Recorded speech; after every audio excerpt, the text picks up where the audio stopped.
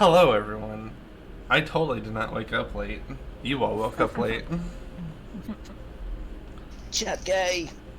Yay, PP or something. I Hello. don't know. What's Shut- the current doing? Let's see. Your war cry for like the past 3 sessions has been PP. PP. I don't know. Is that like our official war cry now? I guess. Mm-hmm. Wait, Hi. isn't Flappy like a golden dragon, and You- therefore he's like PP color? So that's our mascot. Stop. PP. You guys are the PP storm. Yes. We had the oncoming PP storm, like a tsunami of PP. You're also the worst. My God. Yep. Also known as my summer camp.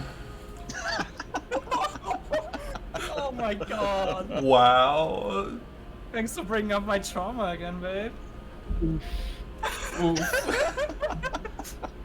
Oh my God. Now they got it. Jesus Christ. So, stream's over. What? Yay, we No. won. No. You won. Died. So, okay, no, stream's not over. Taylor, since we did not do this before, since I was incapacitated, did you have anything else you wanted to do before you split from the party? No. No. So you... My thought was that yesterday after going back he crafted his like magical stuff because it's like the thing with the like art what am I? Artificer? Mm-hmm. It's like that he uses like tinkering. So for every spell I have I wrote like a thing that he does with like roleplay physical objects. Yeah. And yeah, that's what I did. Okay, so, I'd say you probably just find like a couple shops that you can find all your odds and ends for your little gadgets that you need. And you take them back to where you were all gonna stay. A liquor store and a rock store. Got it. So then, if that's all you needed to do to get your materials, you would go to the Pilgrim's Meadery. While you get there, I will say that this is kind of a note that I left for the other party, or for the rest of the party. There is a procession of beggars that line up kind of near where the tavern is, or at least in the district.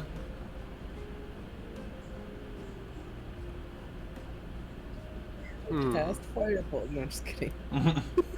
Wow. Wow. And your god dies. Toasty. No, just kidding, obviously.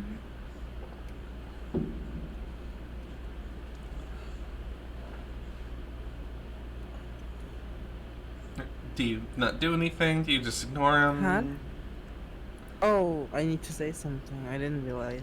Yeah, it's just I didn't know if you wanted to do anything or if you just wanted to keep going to the to your room. I ignored them. All right, you ignore them. So you get to your room. You work a little bit late into the night. And then this is where the party left off. In the middle of the night, you hear a blood-curdling screech. And now you're all awake. Well, Azonara is protectively like shielding Flappy and is like, oh my God, what is happening? Aelana seems startled by the noise, but readies herself as much as she can, probably falling out of her bed and gathering her whatever supplies of hers she can manage half-clothed. Taylor grabs his sword that's laying next to his bed and starts running outside in his sleepwear. Mm-hmm. Alright, so you all run outside. And you start heading towards the... you start heading towards where you heard the screech. I'm assuming that you're all together. Well, Nara hasn't run out. I Oh. don't know what Traynor did either. I would have woken up, still cuddling Nara, and looked at her like, "We should probably check that out." Alright. Hey, Traynor, can you maybe take care of Flappy? So I can Of course. ask him. Alright. And with that, Nara jumps out as well after Elana and is like around, I guess, 15 meters. What is 7 feet? 5 feet. No, wait. Shit. 30. Fuck. Can I calculate? 45 feet after Elana, I Mm-hmm. suppose. More or less. Alright. So, as you head outside, you do see that there is a small gathering of people, most of which are guards.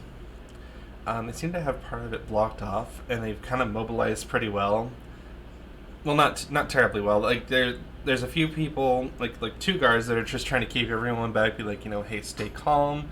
We got the situation under control. Go back to your houses. Just trying to give them some space so they can actually do some work.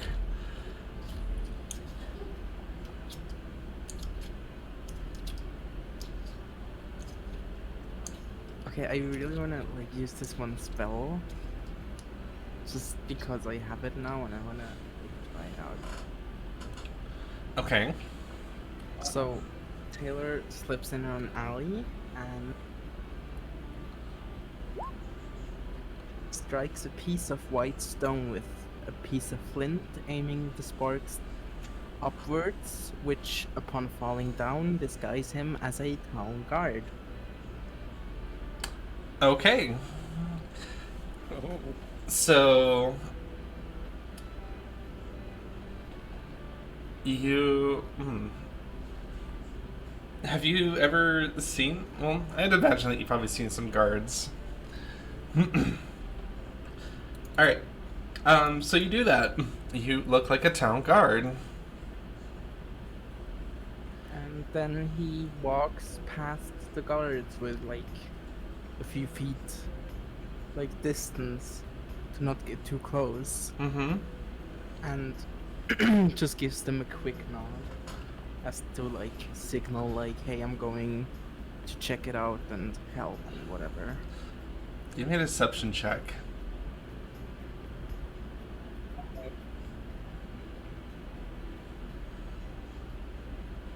I mean, to discern if I'm disguised, the creature needs to use a intelligence investigation check against my spell save. Ah, At least that's what it says in the like spell description. I see.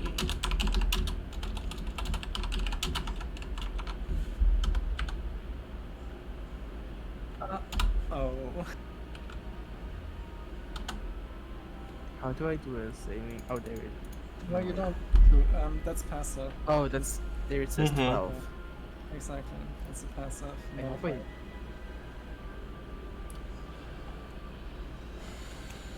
All right. They see you approach, and they're like, "Who are you?" I am a town guard. I was sent to check out the scene. He kind of looks up and down and says, "I don't ever remember seeing you before." Uh-oh. I just enlisted yesterday, and since I would live next to the barracks, they sent me since I was the first one up. The barracks are on the other side of town. I'm a runner. Well, I'll tell you what, son. Your uniform is in disarray. I'll have to talk to your supervisor about this. But hey, Yes. could you give us a hand? Just try to keep these people back here. There's a lot of things that we don't want them to see.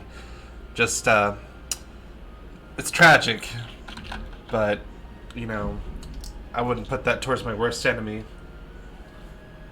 What exactly happened? I didn't hear any details. Well, if you want to go ahead and take a look for yourself, but I don't know. You might be a little bit too green for this. I mean, this is some really grisly shit. Don't worry, I can handle myself. That's what they all say. Alright, go on. And with that, he moves on to go check it out. Okay. Quick question, like, we're all still like standing in some sort of crowd there, right? Like Ilana and Tremor and I. Yes, and there's like 2 guards that are trying to keep them at bay. 2 guards on like one main road, or like how big is the road? It's about like it's about a side road, so about 15 feet. I see. Well, Nara tries to go to the front there and tries to go to these guards and is like, "Hey, what's going on here? We might be able to help. We're very good fighters. We've already proven ourselves." Well, to let you know, there's unfortunately been a murder. Oh, murder. What kind of murder happened? Can you like give me some more details? And she's like already pulling up like, you know, little notes and her note block and like starting to scribble a little. I'm sorry, but I believe it's probably best that you go back to your home or wherever you're staying for the night. We got a lot of work to do. I believe not so, no. I believe I should be in there and figure out what's going on in there.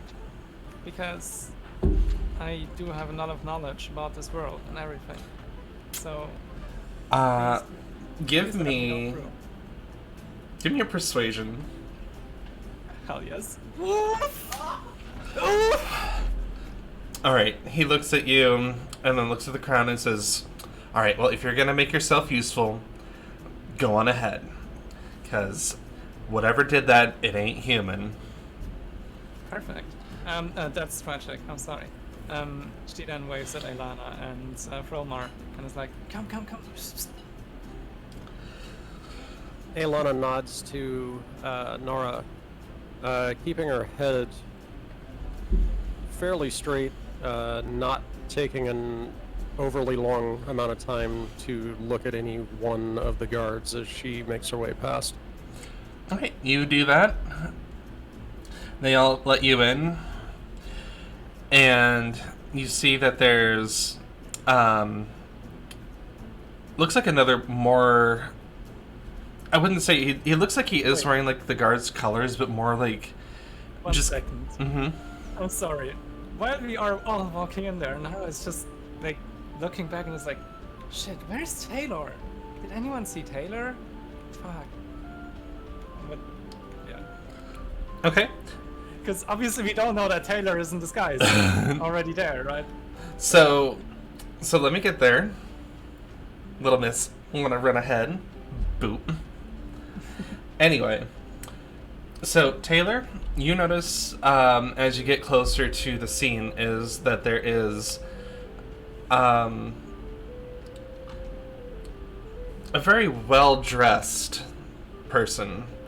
They still wear the color of the guard, but they're not really wearing like any of the armor. And they seem to be kneeled over this body and examining it thoroughly. The rest of the party, you see the same gentleman kneeling down and another guard. Alright. Nara is trying to approach. Is going there and is like, "Hello there, I'm Isunara from the Spermaphotis clan. What exactly happened here?" Not wanting to like risk getting getting caught now, Taylor just stands on the side a bit, acting like some kind of background guard character. Wow. You do that, you are background character, and you'll have a name in the credits as background guard 1. So, alright, so the other gentleman stands up and kind of like messes with his cuffs, straightens his jacket, and rolls his shoulders a little bit, and says, "Who are you?" Again, my name is Isranara Strunmachodus. I'm from the Strunmachodus clan in the mountains. And we are a group of travelers that are very good and skilled fighters. And God. I told those guys not to let anyone else in, but alright. I assume you're here to help. yes, we are. How can we be of assistance? Can you tell me what could have done this? He sidesteps, and you see a body of a man that is bitten and chewed. Like chunks of flesh have been taken out. Like the whole face looks like it's been just scratched clean. Like you can see like little bits of bone. Some of the fingers seem to be missing. Like there's huge, just massive chunks just missing from them. Upon the sight, Taylor gasps and steps like back. Adelana lowers her gaze at the corpse and doesn't take her eyes away, but makes a concerned expression as she begins to speak slowly. May have tried to defend himself. Looks like may have had his hands taken to pieces in the defense of him. She looked up to the better dressed official and spoke in as even a tone as she could muster after witnessing it. My name is Ilana Anastasia. I'm technically a resident of this city. My mother is perhaps fairly well known. Do you know anything else about what time this may have exactly occurred? I know we just heard a scream, but what sort of extraneous details do we know so far? So he'll first nod and introduce himself. Detective Garrison. What we know is that around the time of the scream, that was actually not from the victim themselves, but from someone who passed by, of which our town guard was alerted of the location. But taking a look at this poor bastard, I'd say this might have happened well within the night, earlier within the night. Nobody really comes down here, so whatever did this would have had ample opportunity to get away with it. But I wouldn't really say a whoever. This is way too savage for any man to do. It does look animalistic. The location here, is not what I know to be well traveled, so maybe it was an opportunity kill as far as whatever did it decided, but I don't know. Wait, Ilana, you must be Lady Elior's daughter. Yes, she says slowly as she almost winces. Alright, well,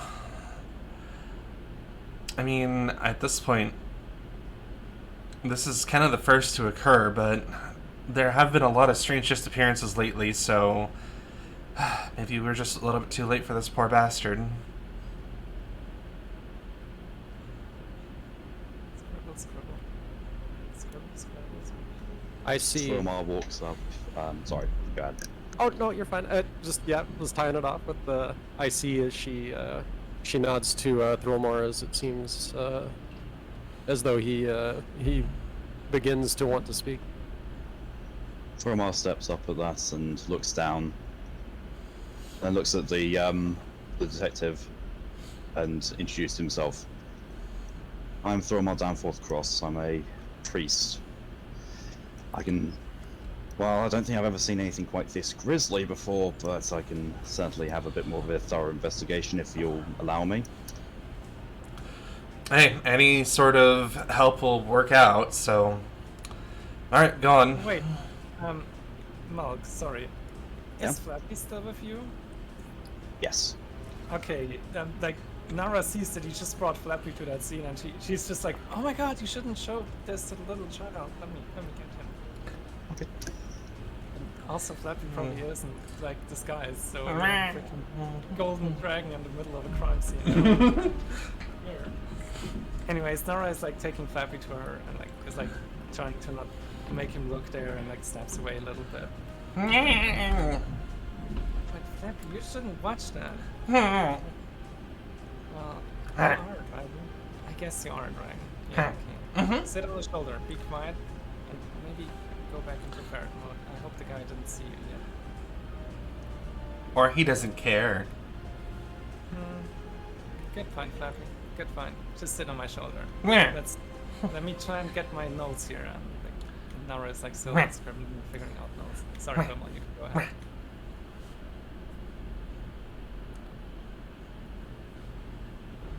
So, with that, Thromar will smile to Nara and Flappy's interaction, and will kneel down and begin examining. Shall I do a, I don't know, insight or medicine roll to try and find out gruesomeness? Give me both.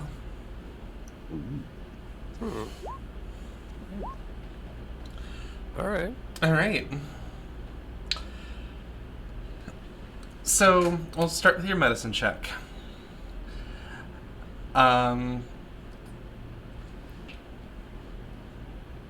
Like I described before, it looks like that there is, like I said, chunks of flesh that are missing. The bite marks, though, appear to be like about humanoid sized, but it also seems that there are some parts that are protruded, or at least that were parts of the skin and muscle that were penetrated by, it looks like a sharp object. Those holes are a little bit crusted over with dry blood. As for your insight, you do note that it is a little strange that there's no blood. What little there is kind of just mostly just on the surface, but for something as grisly as an attack, there's really not a whole lot of blood.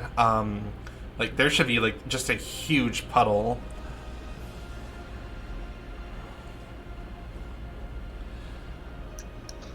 I think I've come to some form of conclusion. What is it, Mark? Maybe I have something in my notes. This person was not killed here.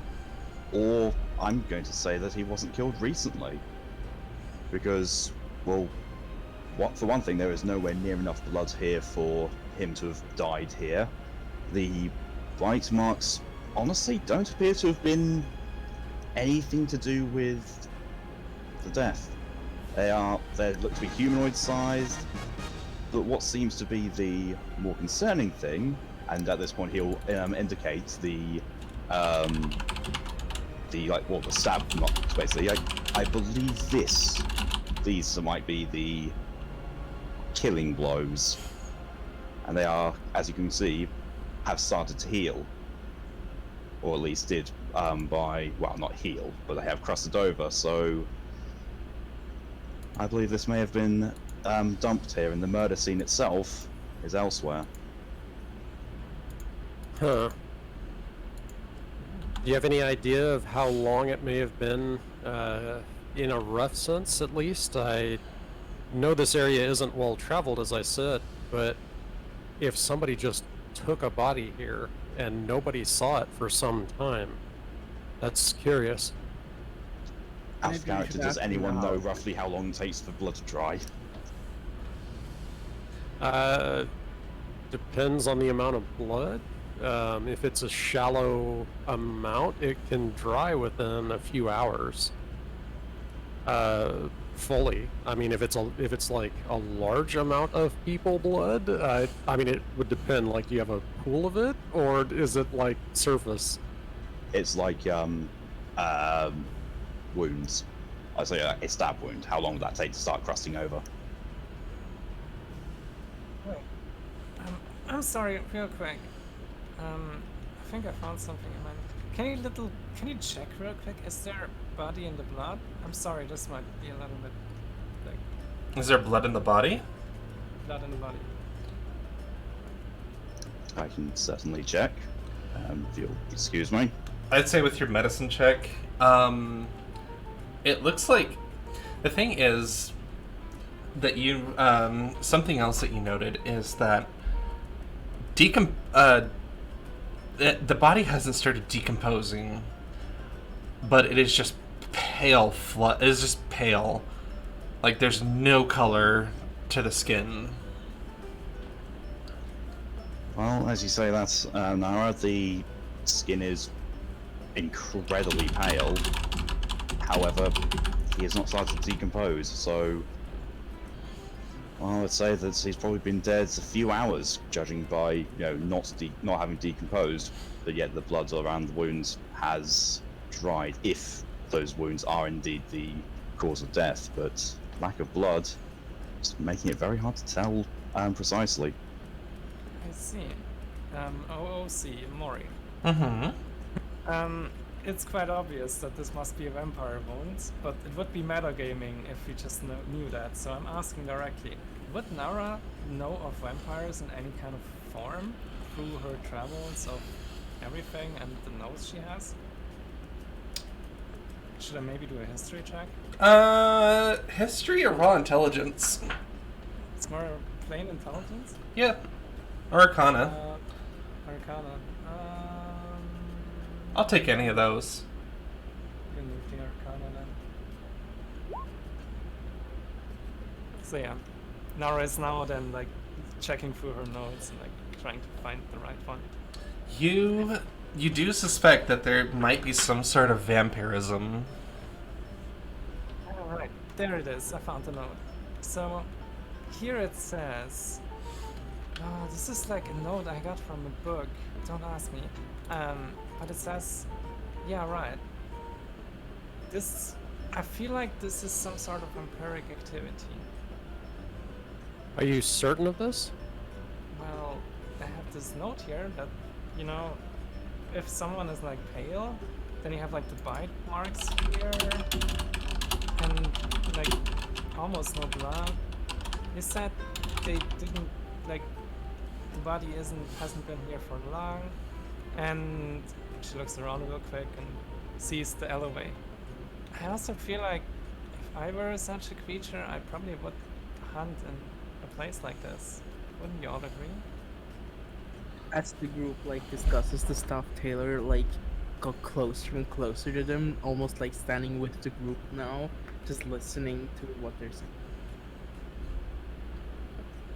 I'm not certain myself, but if you think this is the cause, or at least a possible cause, my initial feelings were to ask the officials if they knew anything about animals within the city, but I've never heard of wild animals being vicious within the territory of the city itself.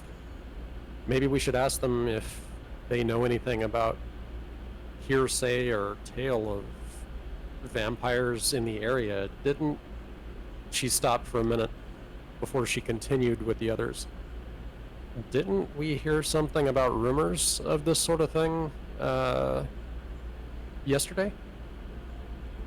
That's a good point. We did, and I would, well, as little as I know about vampirism itself, it does seem to match up. I mean, these bite marks here are humanoid-sized, and there's chunks of flesh actually missing. So I would be reluctant to say it was due to a wild animal. It does, as disturbing as it might be, it does sound quite a lot like what Nara's notes say.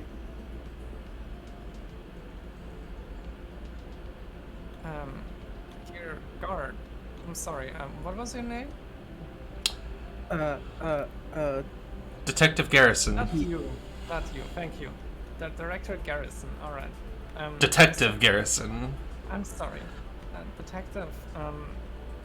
Is that how you? Yeah, that's how you say it. Do you know anything about potential vampire activity in the city? Because it seems quite plainly to almost all of us that this must have been some sort of a vampire activity. Oh, sure. I've been hearing it all the time from just the townsfolk. But honestly, it's just a tale. It's just the tale that the people in the town tell each other just to keep the gossip flowing because their lives are boring. But I think that there might be some truth into it if you feel 100% certain. Well, I love tales, so... Yes, if you don't mind sharing with us what you've heard. I know it might sound silly, but I'm ready to entertain anything at this point.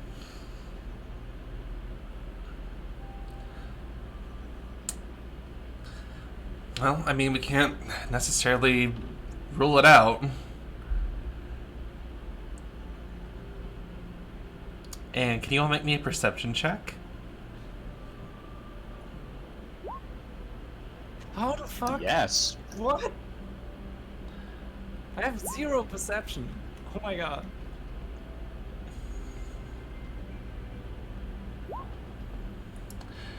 So, everybody but Aelana, as Detective Garrison is going on, you hear this guttural groan. What the fuck was that? Taylor was says that? out loud. What was that? What was that? Oh dear. Abby, come here. Come here to my chest. Okay. Aelana look- looks at the other three confusedly and looks around in the darkness but doesn't say anything. She doesn't seem to have heard. If you Taylor- look... Oh, go ahead. Okay. Taylor wipes off the mark on his hand, removing the disguise, and draws his sword. Alright. So, if you all look towards where you heard the noise, you see the body. It is staring directly at you. With, kind of in the low light, you see kind of this reflective green glint eyes as it starts to get up. It stands on 2 feet and lumbers towards you and lunges. Roll for initiative. Oh my god, yes! Fighting! Woo! Oh, hell yeah.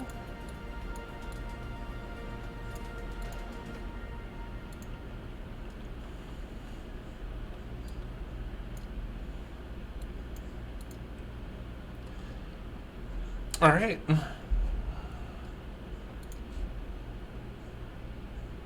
So, how many? Okay, I need help. So, you have how many actions do you have per round? Okay, you have 1 action, 1 bonus action, and 1 movement. What's the bonus action? Okay, bonus action is like with the action you can attack, you can sprint, which means you double, like you Or use use it a as spell? or you can use a spell, exactly. The bonus action, like some specific spells you can cast on a bonus action, and I think there's some other things that you can also cast on a bonus action, but not like usually you can't use a bonus action. Like you can't like attack twice by using the bonus action.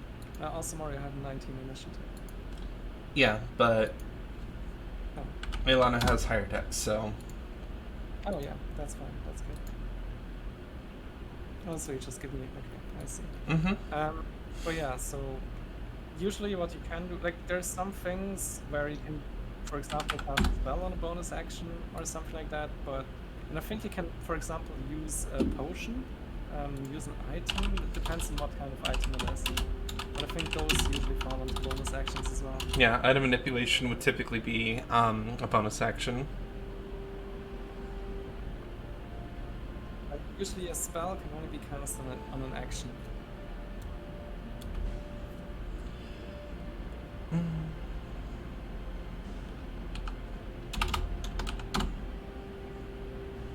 Yep.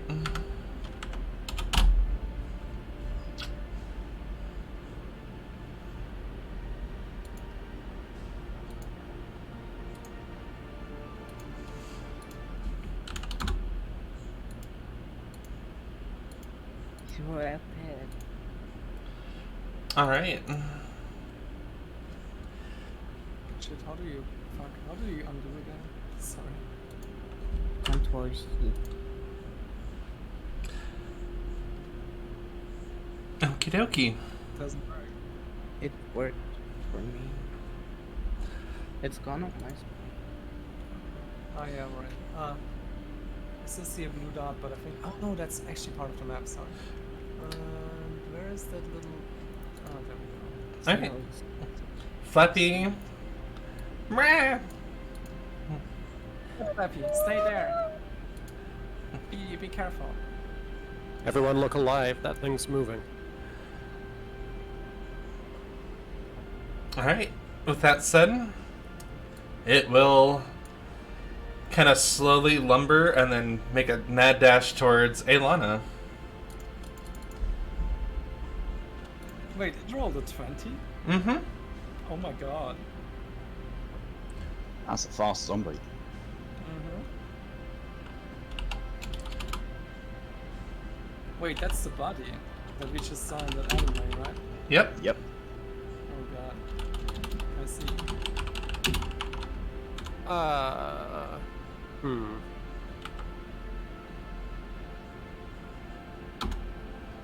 Aelana, does a 12 hit you? Does a 12? Yes. AC's 15? Yep, it does not hit you. Alright, so it will rush up and try to swipe at you, and it misses. And that will give you ample time to... Oop. Now it's your turn to respond in kind. A faint light glinted at her eyes in the darkness as she managed well enough to evade the creature's attack. In response, she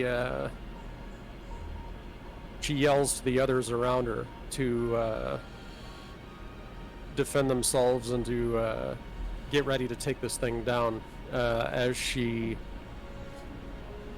I don't see it as like any kind of a direct ability. Do I have any kind of like, can I kick it away or knock it down or No. like get it physically away from me?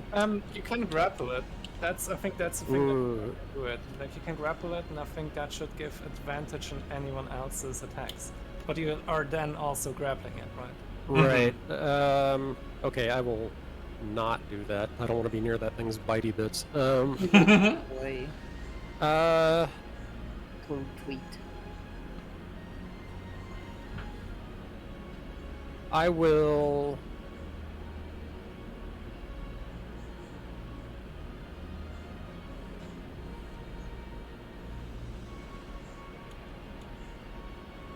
I will attempt to return its attack with with one of my own. All right, go for it.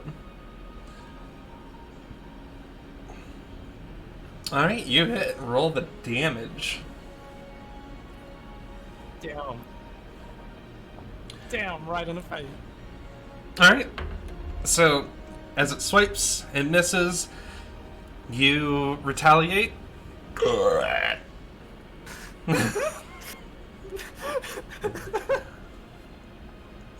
Was that on purpose or was that just a burp? No, that was like on purpose. It was not a burp. I thought you Free were just... gremlin noise. Well done. Yeah, you get to make all these gremlin noises for free. All right. Is Nara? Alright. Nora steps back a little bit. She doesn't want to be too close to that. Oh shit, is that enough distance? Wait. Yeah, perfect.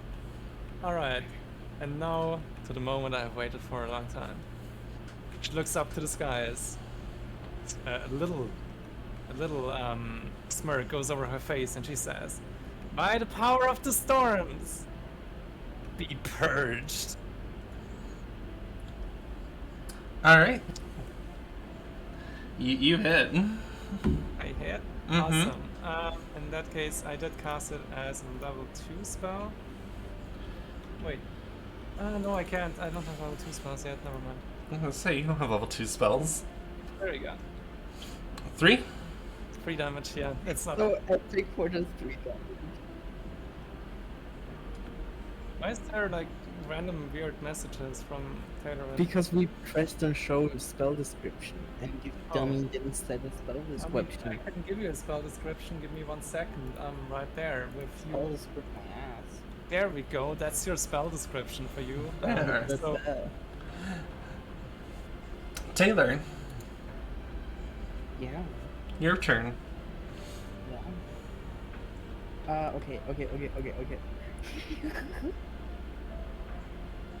Give me a sec. So to put it shortly, Witch Bolt is a lightning strike. So I now am tethered to this monster through a lightning bolt that is like hanging in the skies and still hanging on that monster, unless it walks out of range for like needs to be out of range of 30 feet. Okay. So and during that time, I can every turn as a bonus action I can just go boop boop boop. Actually, no, it's an action, but still, yeah. Go ahead. Sorry. Taylor steps back, getting out his stone and a piece of flint. Striking the piece of stone, it turns into a firebolt, shooting at the creature. Are you sure you want to step out of there? Right? Because like he will have an opportunity attack on you, unless I don't know. If you are in the melee range of a monster and you step Mhm. out of the melee range of a monster, the monster will be able to freely attack you once as a reaction. Nobody said that. Told me that. Yeah, that would be the case. I don't care. All right. It will make a swipe at you.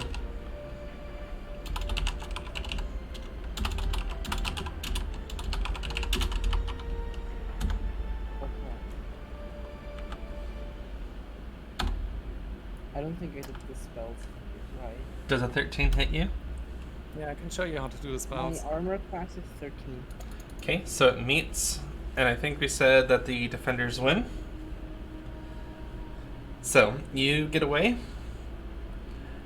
and go ahead and roll to hit for your firebolt. Should I come and help you? I'm getting over there real quick and just fix the spell for them. Mhm. 1 sec.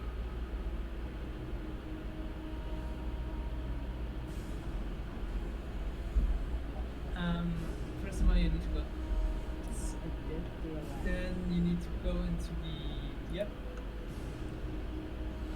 part. The output should not be as Ooh. with the spell. Alright, and now you put in the damage.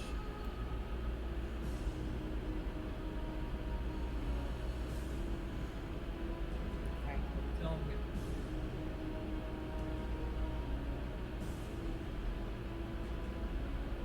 It, Same. Yeah, it's just.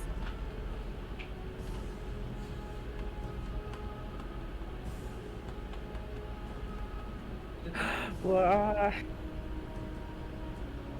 also, apparently the spell has a range of 120 feet, which is just slightly Yeah, Firebolt is not very OP. ridiculous. All right. Firebolt is one of the most OP cantrips in the game. Like, So you hit.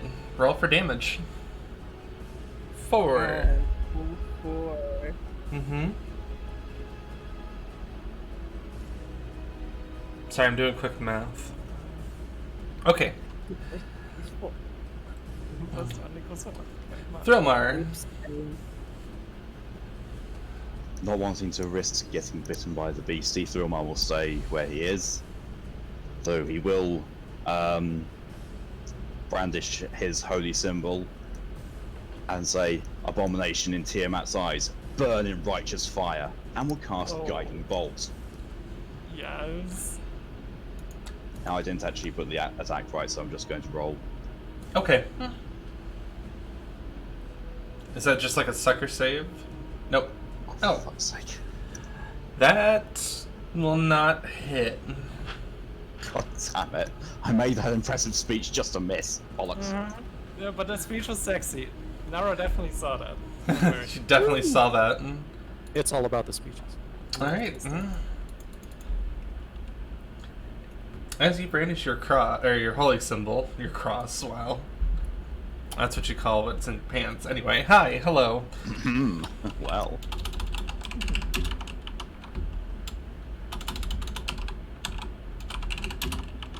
I misread what came up in chat on Roll20 where it said Mori. I thought it said Mum. I was like, what the fuck?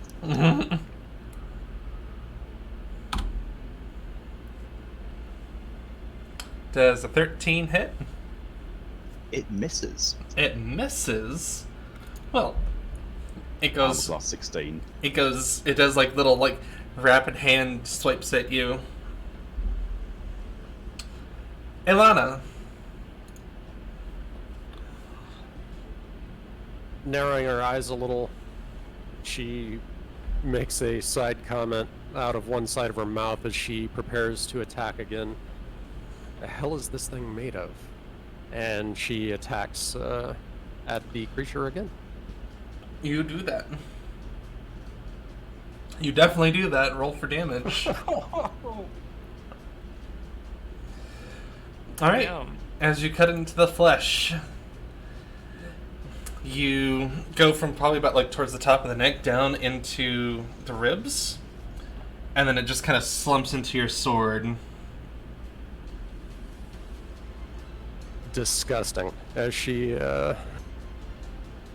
moves to push the creature off of her blade and flick the metal clean. Alright. Make me, everybody make me a perception.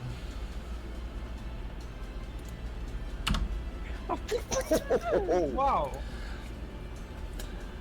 Thromar knows everything, and I'm just like, so is it dead? So, as Ilana pulls her sword out from the corpse, it slumps over and hits the ground. Before it hits, you all hear the sound of, it sounds like coins falling. Wait, guys, did you hear that? Sound like coins. Yeah. Interesting. What happened there? Flappy. Nara goes to Flappy over and like puts him into her arms again. Was that coins? Maybe we can steal them. That's not very paladin-like of you. Did the sound come from the body? Sorry, what was that, Thromar?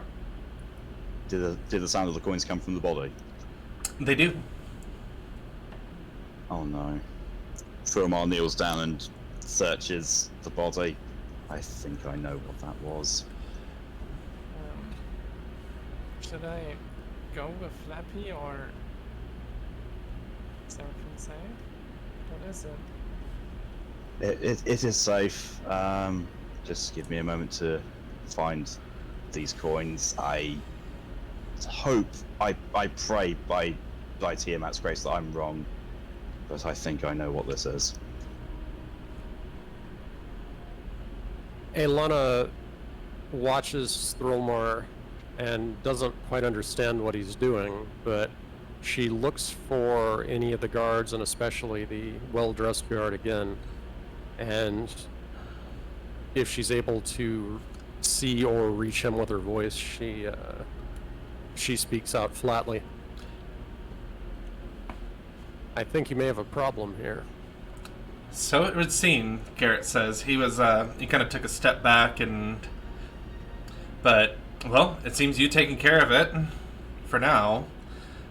But we gotta see if there's maybe more of them here, because whatever bit that poor son of a bitch is probably still out on the loose.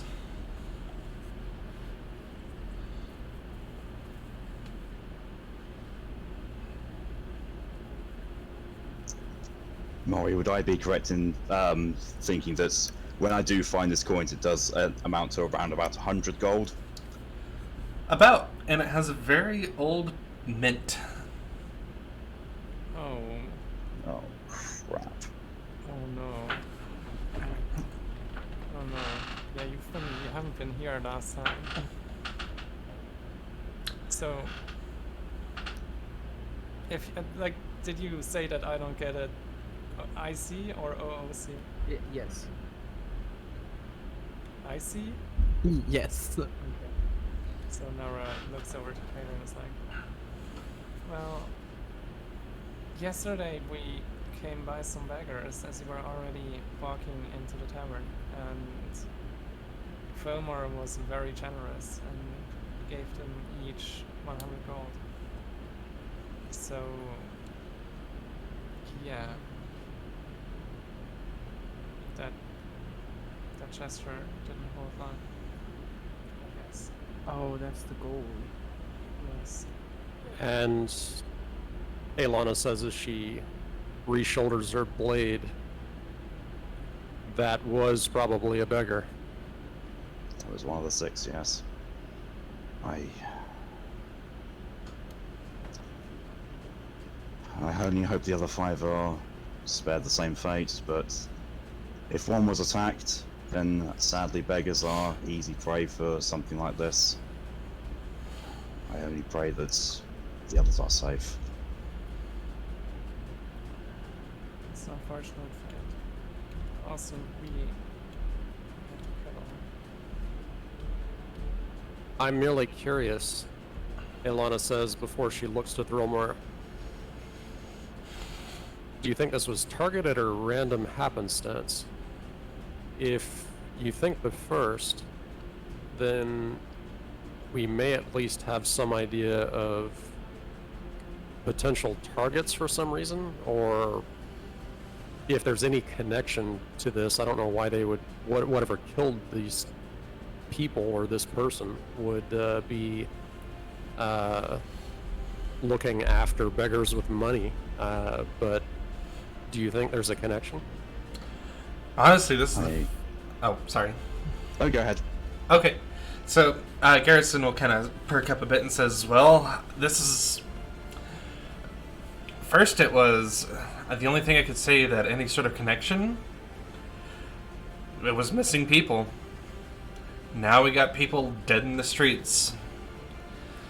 So, I'd kind of like to get to the bottom of this, but I'll tell you what, I'll keep working through the night. You've all done enough. If you would like, I could certainly use your help, because you seem well more than capable in your, well, one, fighting prowess and your deductive abilities. Nara is sobbing a little and standing next to the corpse and pulling back the eyelids or whatever remains of it. And then saying something in Draconic that, like, just a little murmur. If you want to, you can roll perception to fuck me over and make me say something. But, Say it. fuck. Shit. Give me 1 second here. I need to like fucking 1 sec.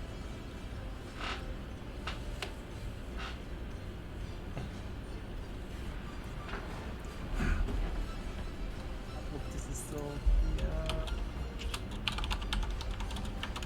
Where is my translator? There we go.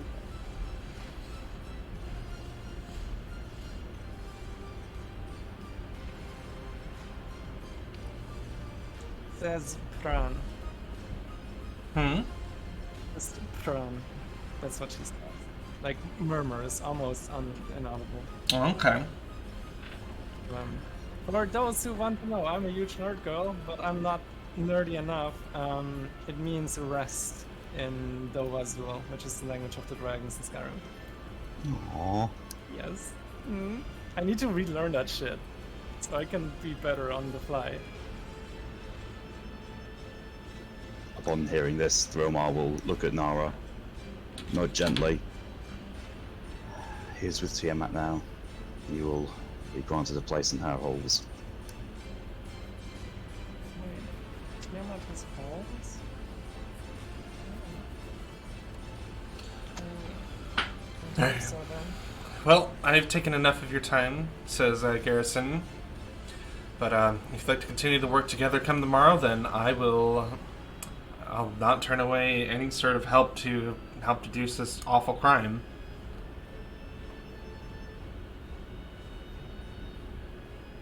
Well, whoever perpetrated this, now it's personal. You'll have my assistance. Very good. Nara looks up to the other two there and is like, should we maybe, like, potentially find the other beggars? Because it would be very sad if none of those, if it does target them, because they're the least people that would deserve something like that. Exactly, and they'd be the most vulnerable for whatever menace this was, not having a sheltered place to spend the night. Detective Garrison, do you know if there's anywhere around the city that the less fortunate like to congregate to try and get some form of rest? There is one place. It's a little bit on the outskirts of town, but it's a bit into disarray, so a lot of people like to squat there for at least for the night or just however long, but not a lot of people seem to be going there. But Vorgum Manor, Ilana would recognize that Vorgum Manor. It was more or less, it used to be a little bit of like a private manor, but also it was kind of like a resort that was nearby the lake. A lot of nobles would like to go there. Lord Vorgrim was a pretty well-known noble in this land. He was actually very good family friends with your family. With that said, you had fond memories of actually spending time there when you were younger. You've always known Lord Vorgim to be just... he was a bit elderly, but he was always very kind and gentle. He was very much a child at heart, but liked to have fun. He had passed away some odd years ago, and the only person that had right to his estate kind of just didn't really do any upkeep on it. He did have a son, but that son really kind of wanted nothing to do with it.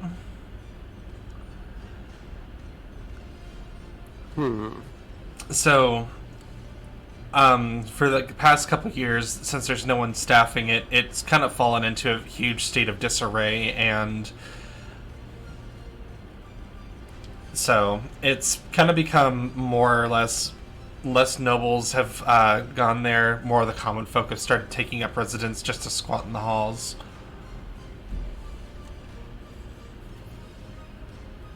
I know that place, but I never heard of it being used in some kind of a gathering point for the less to do. Odd, she says as she checks herself over and looks back to the others. Should we maybe go there now? Or should we go to sleep? Or... I know one thing's for certain, I can't sleep now that this has happened, not without knowing if those other ones I helped are safe or not. Quick question real quick, Maury, sorry. Like, this happened in the middle of the night, right? Yes. But there still were a lot of people outside. Was that like a little, plot mistake, like movie error, or... No. I mean, people are... up because someone went in the middle of the night. What time is it? Well, it's also a large city, so there may be later nightlife in general, but... Good. Yeah. I mean, if you're curious about what time of night, I'd say it's very early morning, like just past midnight. I see. Are there still people around? A lot of the guards, afterwards, most of the people heard the fighting and decided to disperse for their own safety.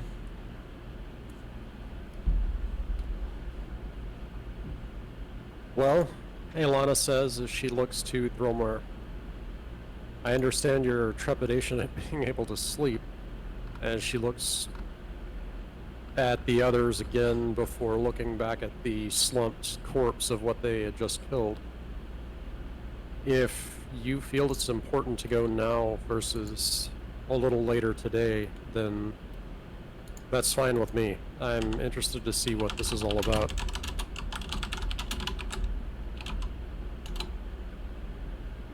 The importance, I'm not sure whether it is or not. For me, I as I said, I won't be able to rest until I know, but that doesn't mean that it has to be sorted now.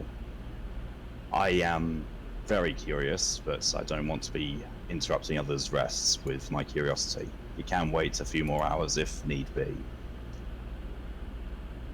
Nara is also not really sure. Looks at Flappy real quick.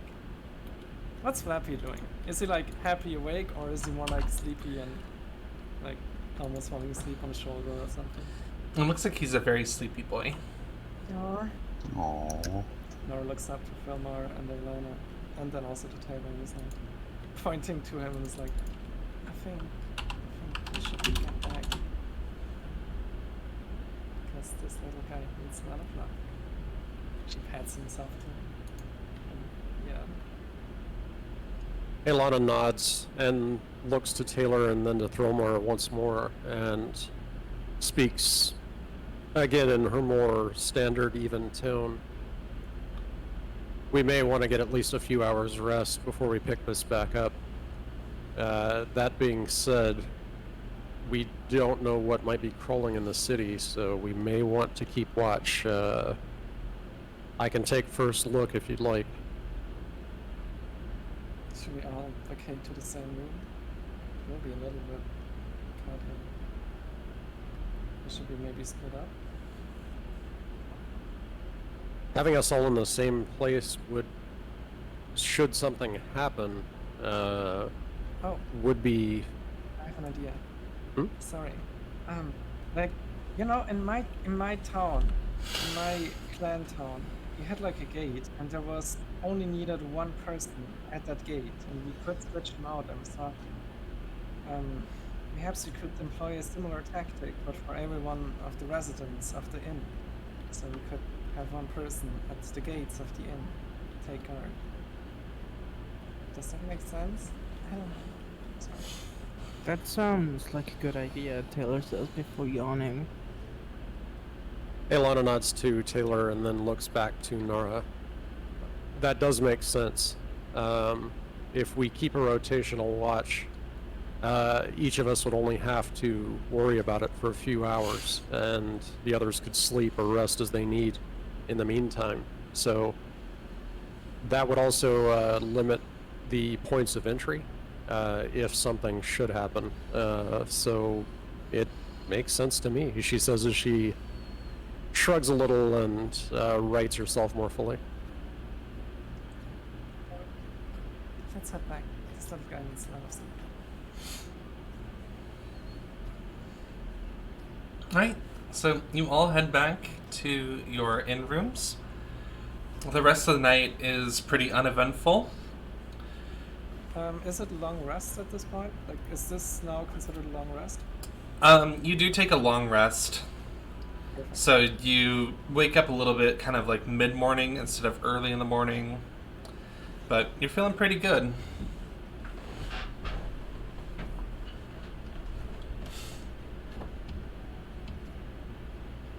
As Nora wakes up, she looks at Flappy in front of her and is like, wakey, wakey, little Draco. One of the things you figured out today. Hungry. Hungry. Thirsty. Of course. Thirsty, of course. Hungry, Let's thirsty. Sort it out. Let's sort it out as quick as possible. Maybe let Firma sleep a little longer. I don't know. No, he hungry, thirsty too. Would you like to wake him up? He and he hops up from your shoulder and then jumps on Threlmar's chest. And he kind of does that thing where he like rears back on his hind legs and then slams his front claws onto him and just kind of does it over again and over. Oh, well, oh, hello, Fluffy. Oh, well, there's one way to wake up. He like rears back on his like hind legs and like buffets his wings a little bit and goes, man. Oh, good morning to you too, Fluffy. I'm guessing breakfast. Yes. You're hungry. And he said you're hungry and thirsty too, so he needed to wake you up. And I couldn't say anything against it. But it kind of did make sense there. Well, who am I to argue against the whims of a dragon? Right? Alright. Alright, so That. you get a couple items from the bar. Enjoy your meal and head out. Most of the morning's pretty uneventful. And Taylor just sleeping through the whole thing.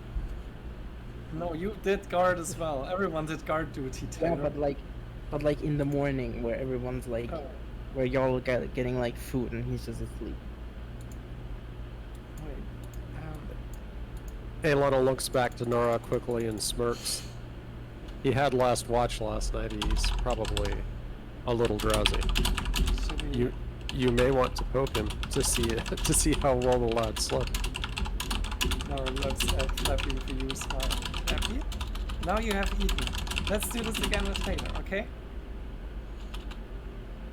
Thrumar does nothing to prevent this. And with that, they, like, we do the same with Taylor. Like, I'm going into Taylor's room. And just, you know, let Flappy do his thing. Ah! What the fuck? Taylor Hi. says before opening his eyes to the little dragon on his chest. Good morning, sleepyhead. We are out. We need to figure out this adventure. And Flappy wanted to wake everyone up. That's just how Flappy is. Alright, so I'm assuming you're all gonna head out. Yep. Alright, Yes. so Yes, also, Aelana is leading the way. Fair enough. I do know very well where the manor sits, so I suppose I could lead us there for sure. Alright, so you all, Ilana will lead you kind of towards the northeast part of town. That'll be towards Lake Vorgum, where Vorgum Manor usually would rest on top of a hillside. The way there, as you could tell, it has not been kept up in years. So, what used to be a very neatly nice trail and road, kind of fall into a state of disrepair where the cobblestone has started to crack, the grass is overgrown. A lot of the hedges that were there either have died, withered away just from lack of upkeep, or just totally overgrown at this point. You come to the gate. The gate is actually broken and fallen over and lays into the grass. And atop the hill, with a scenic view of the lake, you can see the old manor, which has seen better days, and it's a little bittersweet to behold. Aelana turns to the others as they reach the crest of the hill, having come through the broken and worn pathway, and speaks with an almost hurt tone in her voice. This was once a place of nobility. They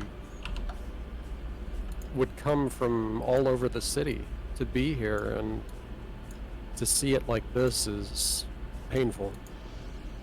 As she finishes her last words, she sort of trails off and shakes her head. Yeah, I'm sorry to hear that. Like, don't people usually, like, repurpose houses? Oh, that's where the beggars are from, but they can't keep it up, I guess. I would imagine so, Aelana says before she continues. What happened to this guy here again, this Lord? What is his name again? Vorgan. He was a kind old man. I was actually very fond of him. He was always very sweet to me, but I haven't been here since I was young. I do have fond memories of him, but I never really knew his offspring well. They're probably not too far off in age from myself, but I don't know why they would have abandoned this place this way. I always thought that the old man would have had his children carry on in his intentions and his name. I don't really understand why this place has fallen to this state of being. It's actually mysterious. Alright. As you make your way to the large doors, the front doors are actually agape, just a little bit, for enough to really squeeze through. Let's see. I'll switch you over here. Oh! You actually have a map of this? Hell yeah. You find yourself in the atrium. Again, there's quite a bit of debris, all very dusty. A lot of the floorboards have seeming to sink in, and wood rot has started to take hold. There's a bit of mustiness in the air, but for the most part, this, from your recollection, Aelana, this seems nothing like what you remember as a child. Maybe just got a hydration from Bandicoot. I know. Everyone hydrate. Yep, Not everybody. with alcohol. No, with Drink alcohol. water. Drink water, bitches. Maury, didn't you see what I redeemed? What did you redeem? Goblin noises. That was flappy noises. Mm. Yeah. When he was waking up Thromar. Sounds about right.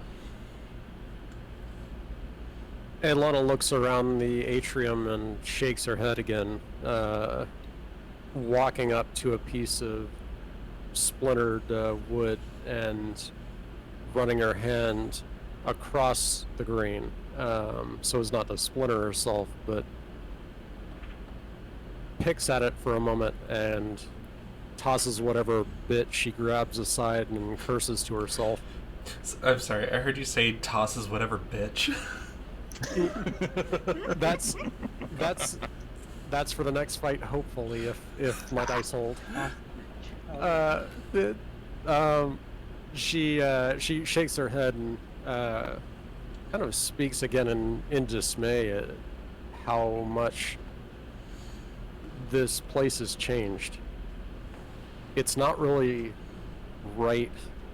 I don't know. Something about this just seems off, wrong. I can't place it, but none of my memories have anything like this in them. This place should be completely different. All right, but one thing is still stays the same. To the so behind you is obviously the way you came in. There's two walls on the east and west corner, both of which have a door. A little bit further down the hall, you see that the hallway turns both east and west. With what little darkness kind of creeps in, you can see that the main hallway continues north. well, should we maybe check it out and see what's happening here? Alana turns to the other two, looking at Taylor and Thromar closely before nodding. This is, I suppose, an investigation. Whatever I know about this place is its own thing, but Actually, sorry, one sec. There might still be people in here. Maybe I should just try and draw them out. Like, the detective said something about there being there living some people in here. Perhaps. possibly we may run into commoners or squatters. So we should be careful, and at least that we don't want to scare anyone that doesn't need the attention. But at the same time, we are here to learn, so it might behoove us to do a little exploration. Nara walks forward and is like, step back, step back, step back. And then she uses prestidigitation, the best spell in the whole fucking game, to make her voice louder. And she just screams, or she shouts out, "Hello? Anyone here? We come in peace." After a few silent moments, those silent moments turn into more silent moments as your call goes unanswered. I guess it's clear. Let's check. Epi, come here. Meh.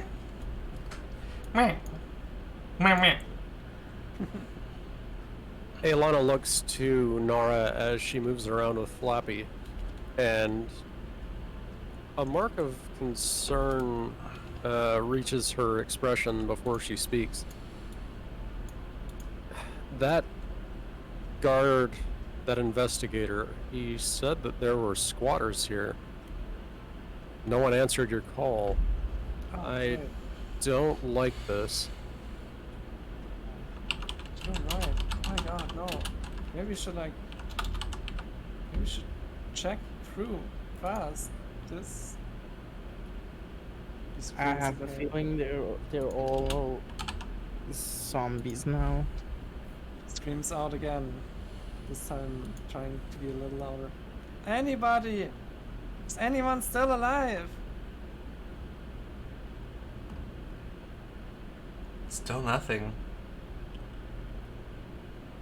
That's worrying. Stay close to me, okay? I don't want to lose you in these halls, especially since everything could fall down.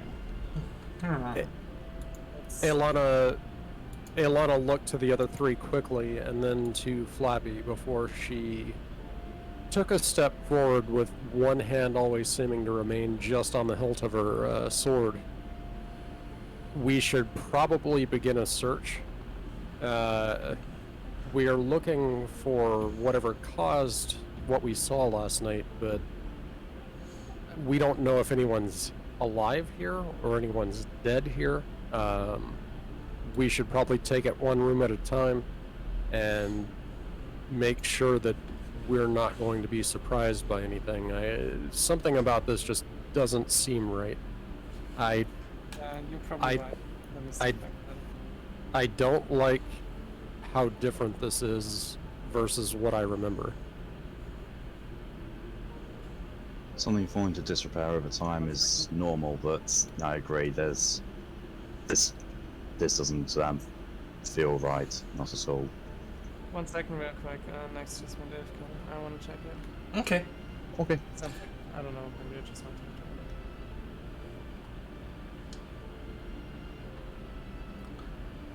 It's been about an hour and a half. Does anyone else need to like go get a snack or BRB? Little 2-minute break wouldn't be terrible. Okay, I'll just drop a BRB screen here real quick.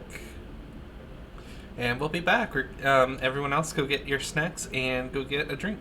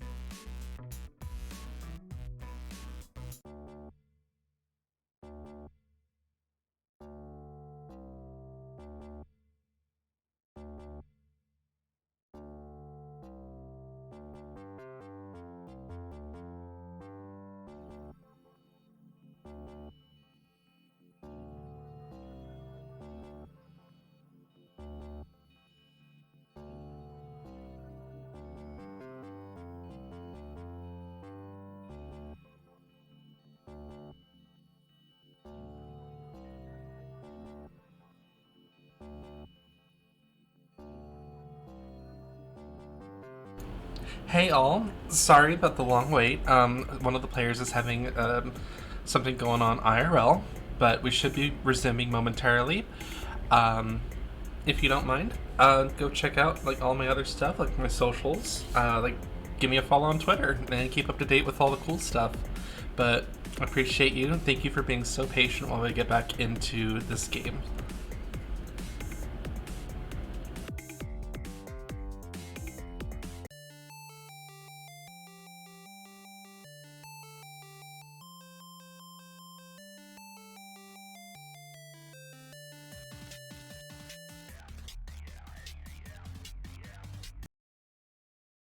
I mean, I think it takes a while Okay. until Nexus work. Yeah, they wanted. Okay, so I guess they wanted to kind of keep.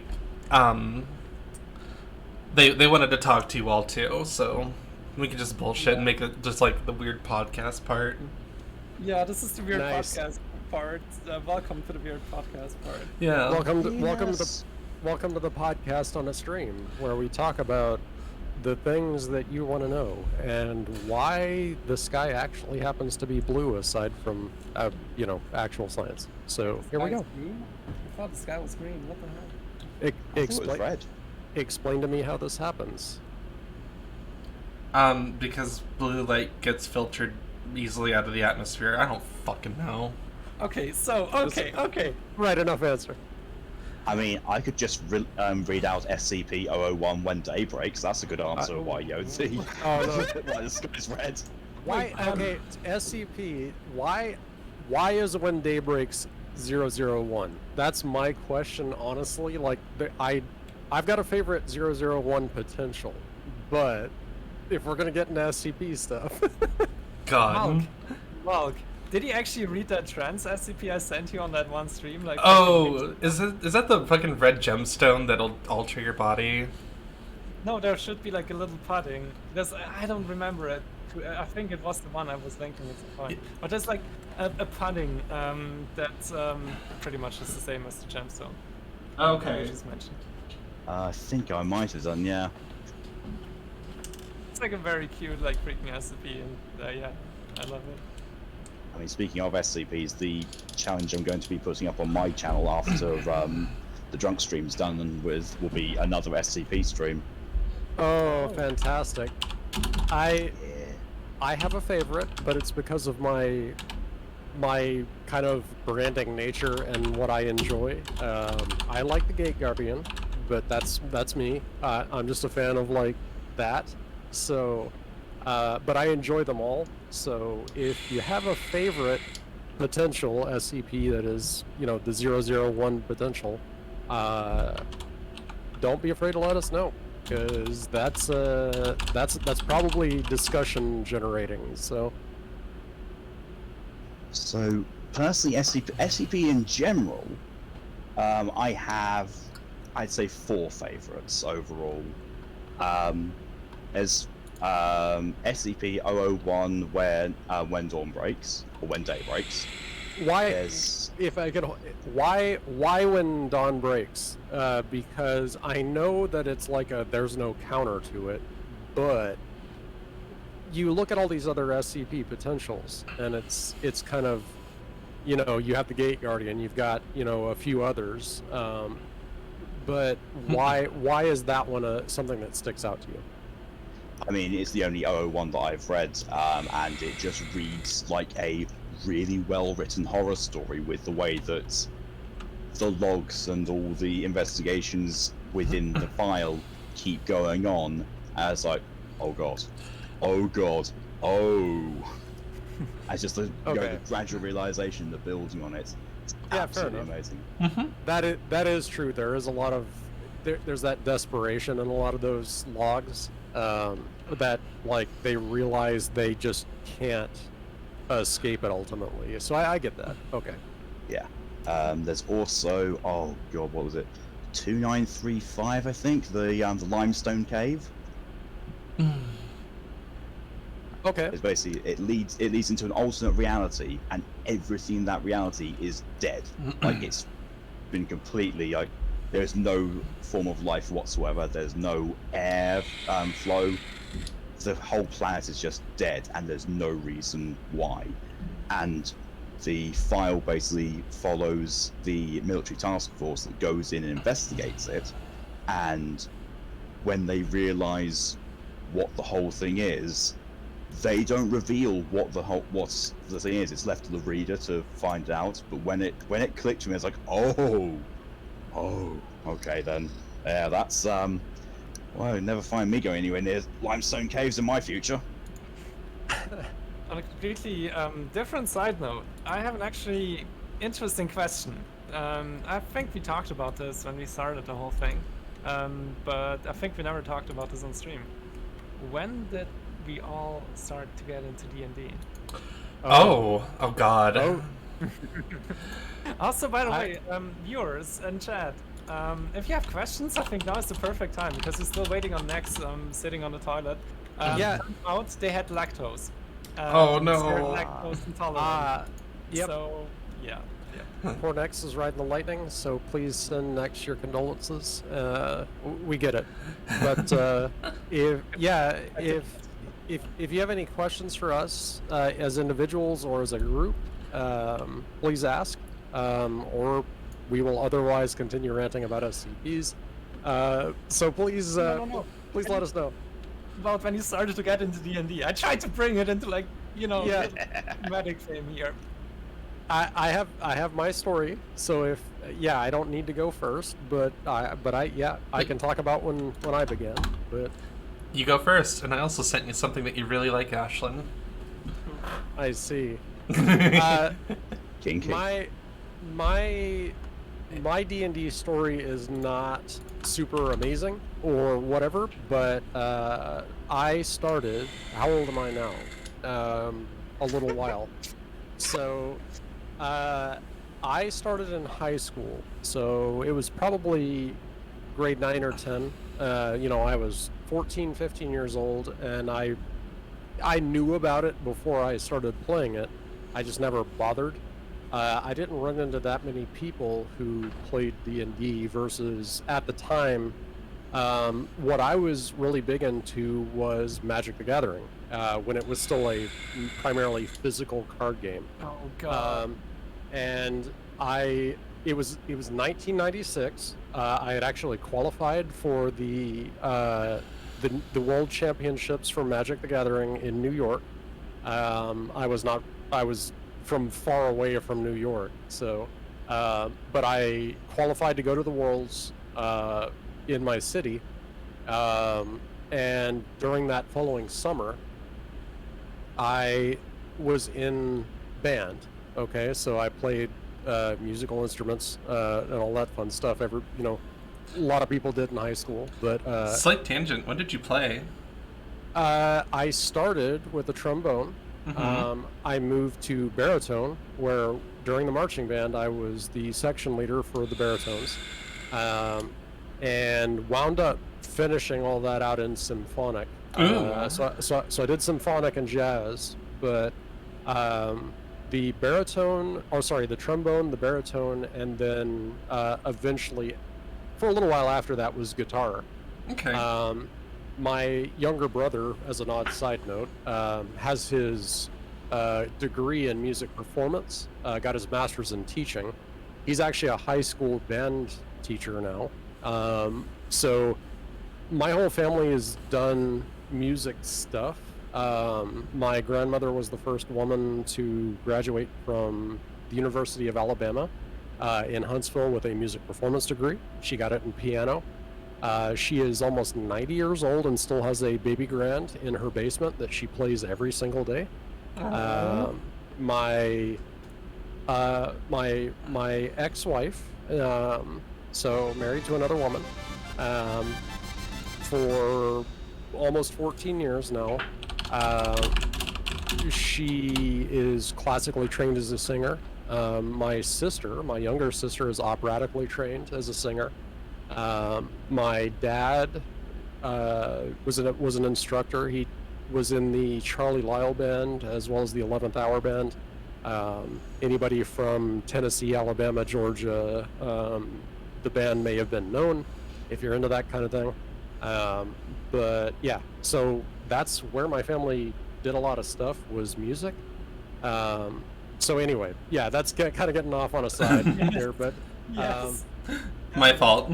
Sorry. no, it's all right. But the reason being is there was a band trip, right? So we were able to go and compete in national championships in the United States when I was still living in the States, and we had these charter buses. So we had like a 13-hour charter bus ride to and from this competition. We went to Disney World. We got to march in Disney World, like with all the, like Mickey Mouse and stuff. Seeing Mickey Mouse smoke a cigarette behind, that was one of the wildest experience. Like, honestly, like things you never expect, right? Mickey Mouse has his helmet off and he's like smoking a cigarette behind the fence before they walk down Epcot, right? But we had these like 13-hour bus rides, and I remember those. Yeah, a bunch of the like the trombone and the bass players in the band played D&D, and I was the baritone section leader, so they asked me if I wanted to jump in with them, and that was the first time I ever actually had an experience playing in D&D. Was trying to sort a table where we could roll die and handle all our papers in a moving charter bus for 13 hours straight, all the way down and all the way back. So that was how I first started playing D&D. So That sounds great. Yeah, that sounds really cool. I'll tell my story. I still vividly remember my first session. So, let's do a secret. I'm 30 years old. I'll be 31 this year. I started playing D&D. I was 13 years old. Back at the time, the newest edition was 3.5. So that's where I got my start. My first character that I played was a fighter. There wasn't really much of a story. It was more of a dungeon crawl because we didn't really have the creative capacity to really write our own stories, nor any of the modules. We just had the base rulebook, sheets, dice, and that was it. The dice I got, I remember it was just the solid red dice. And we all just had solid colors. But I played a fighter, and it was, like I said, more or less just a dungeon crawl. The most notable encounter I remember was that the boss of the dungeon, it was ran by a mutual at the time, because I played with one of my mods that I've known since I was like 8. I was playing with him, his brother, and like a mutual friend of theirs who was DMing for us. So the most notable encounter I can remember was it was an enemy called Animated Object, and you can make the object whatever you want. So it was like 3 animated like porcelain toilets that we had to fight, and we called them the oh my god, and we called them the Pooper Troopers. And it sounds like Nexie's back. Yeah, next is back. I wanted to say, I didn't want to interrupt you. But that was about my first time. Then I stopped playing for a while. Then we got back into it probably like when I was in high school, probably like junior, senior year. One was my favorite story because I made a half-elf cleric who worshipped a war god, and she had a great sword. I was talking about it with someone I was in class with, and he's like, well, I want to play too. And I'm like, well, if you want to, you can come over and we can roll you up a character and you can play with us. And he got the bright idea that he's like, oh, so you're playing a healer, so he wanted to fuck with me. And so he started to fuck with my character until I bashed his face in with the pommel of my greatsword and took him down in nearly one hit. And he's like, what the fuck? I thought you were a healer. And I'm like, yeah, I worship a goddamn war god. I will fuck you. fantastic. Nice. But I've had so many characters. I have so many like just wackadoo batshit cool shit I've done in campaigns. But maybe that's a story for another BRB. But if everyone's back and everyone's ready, we can switch back to. No, I want to tell my story too. I was actually preparing. I keep it short, okay? Okay, you keep it short. 2 minutes. Alright, so, yeah, Magic the Gathering. Yes, Aragon. Fucking Aragon was my freaking life when I was like young, when I was like 7 or so. And then yes, fucking World of Warcraft. But I never really got into D&D itself. I really loved the idea of like World of Warcraft and what have you, role playing and all of that shit. But yeah, I never got into D&D because I never had friends that were living close by. And back in those days, people were using TeamSpeak instead of Discord, and there was no Roll20. So this whole thing wasn't a thing. Then one day I was moving into a dorm with like a lot of students. So we were like 14 people in like 3 houses or 3 apartments that were of the same house. It was one freaking hell of a party. And there we did the first D&D, and I got really hooked into it. But eventually I needed to move out there, and the DM was also not really doing that much. I moved to Cologne to work at ESL. Some people might know that, especially in the gaming franchise. The ESL that is probably still doing like the big Counter-Strike tournaments. Yes, these guys, I work there. And in there was one guy who was like in like the whole company was like one freaking huge, massive World of Warcraft guild, in my opinion. And kind of changed a little bit in the past few years, but I think it still has this little vibe in there. And yeah, there was some people doing board games every other day. And I was also doing that. I was like joining the board games. It was freaking board games, freaking awesome, you know? And eventually someone came up with the plan of, hey, I want to do D&D. Anyone wants to do it? Like, I would do it. And so I was D&Ding with one of the biggest YouTuber for Stellaris. Like, this guy is like having 400,000 clicks on videos and everything. Like, he's huge. I forgot his name though. I know his real life name, but I don't know his YouTuber name. This guy that was huge, I don't remember his name. But... fuck. Yeah, because I don't watch Stellaris videos anymore, and I don't watch his videos anymore either. But yes, and so we had like a bunch of people in that house. Aceback. Aceback, thanks, yes, that guy.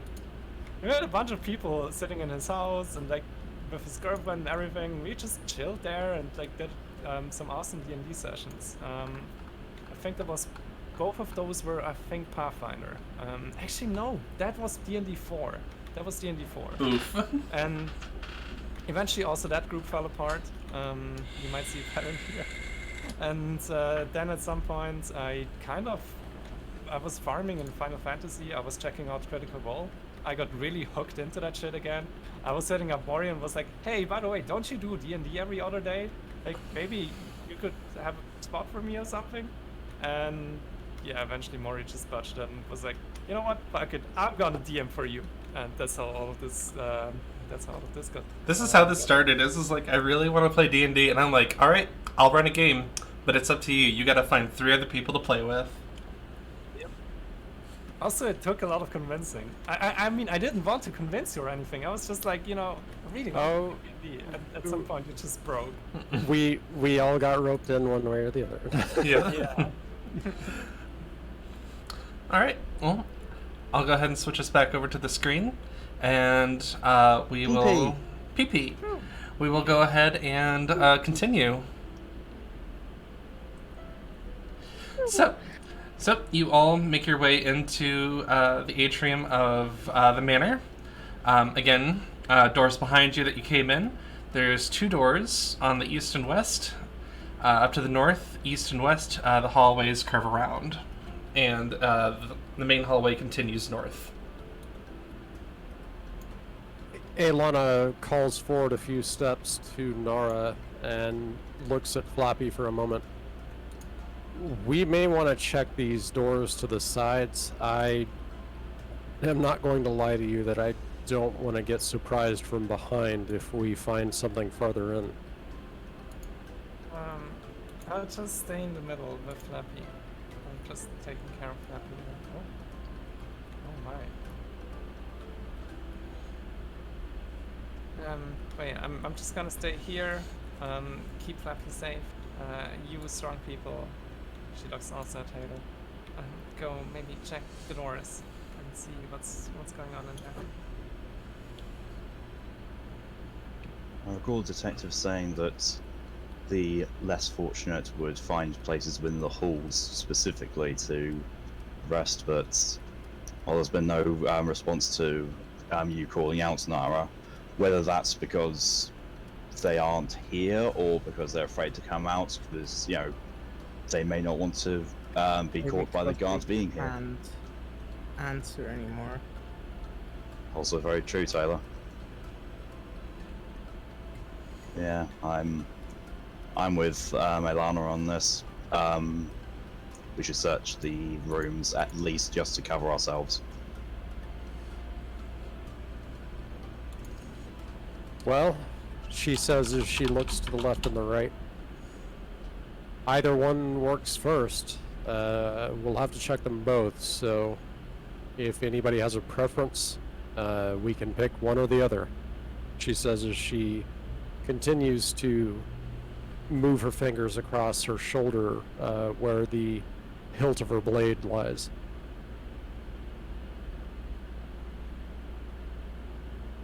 Go ahead.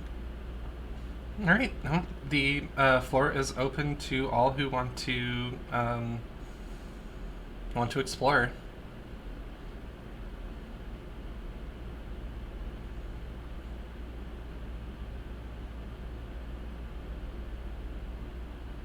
Taylor, Thromar, do you have any objection to the left room over here?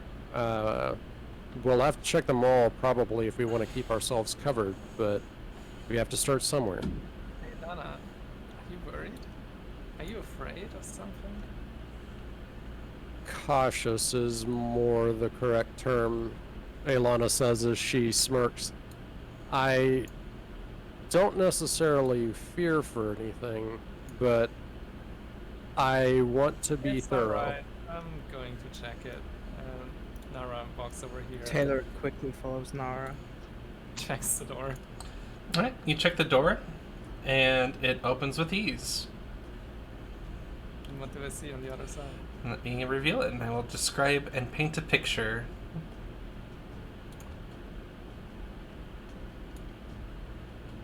That's the wrong tool. All tools, all the time. Oh, wow. All right. So you see what looks like a very large room.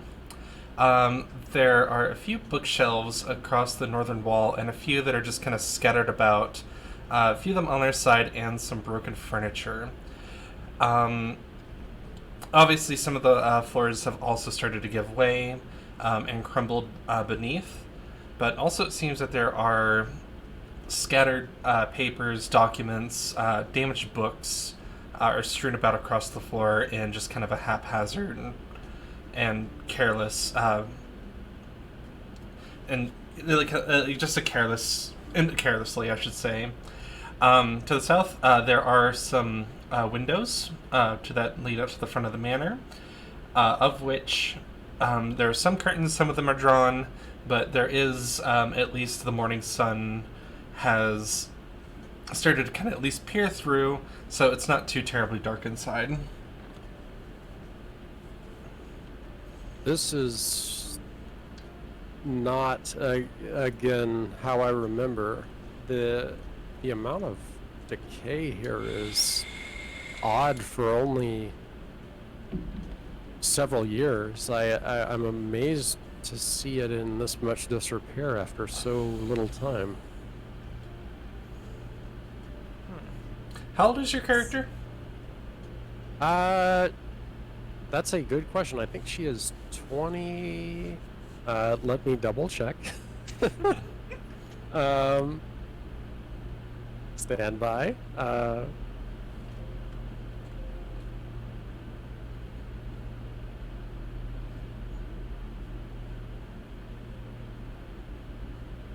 Where would I see? And I'm sorry for asking a hilarious statement because yay R20. Under bio and info, Mm-hmm. I don't see. You need to press the bio button and at the top left of the small thing at the top. Ah. maybe character sheet. Yeah, it'd be under your character sheet, so... Oh yeah, on character sheet, and then you click bio, and at the top left. Oh, you said yourself is 28. Yes, yeah. So she is 28 years old.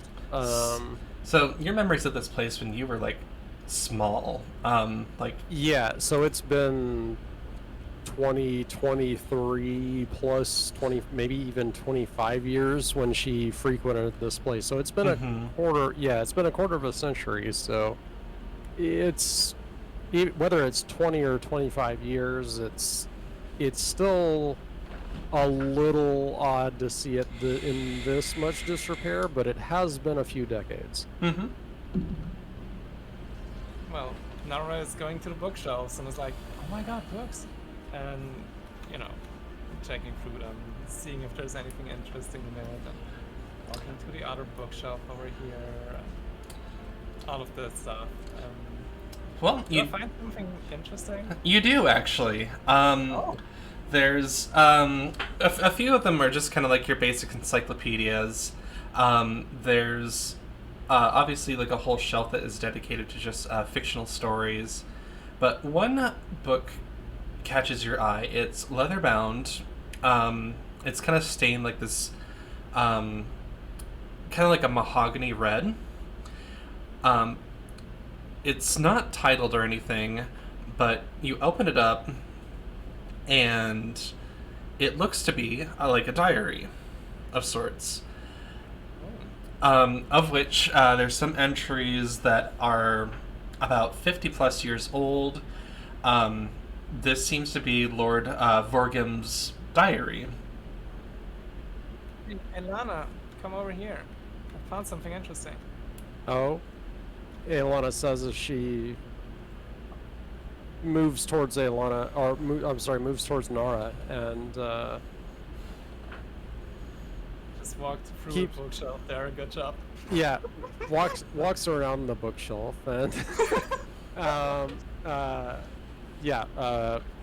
keeps a quizzical look on her face, but still seems at a state of unease by the appearance of everything.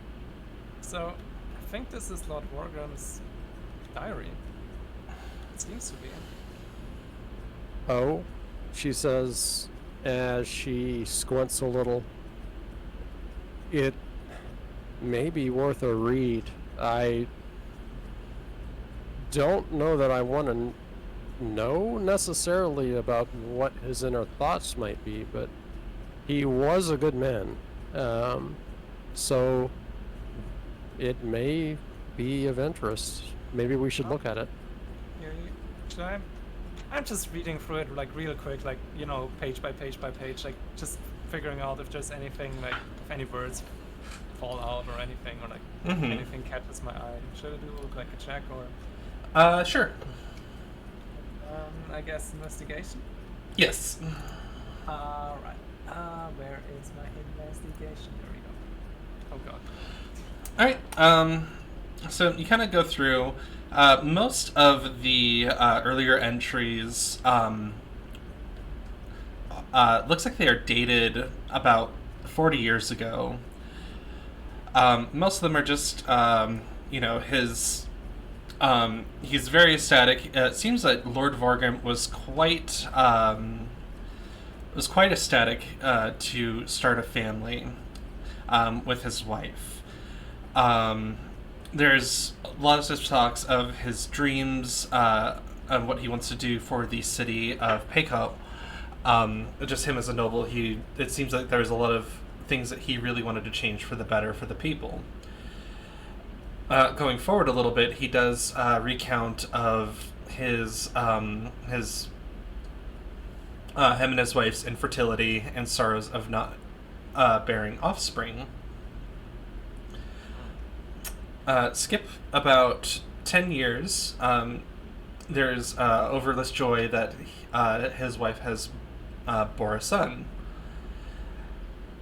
A little bit later on, he kind of recounts more in depth of, inviting people over, other nobles to spend the night at his estate. There is a few mentions of Ilana and just how he kind of sees her more. He's like, I do kind of see her as the daughter I never had. Izunara says that loudly, like speaks it out loudly as she comes over that part. Okay. I'm sorry, I need to interrupt for a second. A moth just landed on my hand, and I'm very happy about that. Oh, Aww. you have been chosen. You've been chosen by the moth bubby. No. Anyways, go ahead. Alana listens to the entries as they're read, and They're not read. Not all the entries. For- Like, Nara is just like skip. Oh, skip. okay. Oh, Yeah. interesting. Oh, skip. Oh, this is fun. Oh, yeah. Skip. All right. Skip. Oh, look, it says here, Alana. This and that. So, Okay. fair enough. There is kind of more towards the back. You do see that there are grievances of his wife's passing. He's very distraught by this, but he says that he will continue on to honor her legacy and to, build the family that they had envisioned with those chosen, or those who need a home. and Nara just quickly says, looks like, did you know his wife died? And yeah, I think he just wanted to make this place be a place for those who need a home. Interesting. So he planned for all of this in some way or another. Yes, Alana says as she nods softly.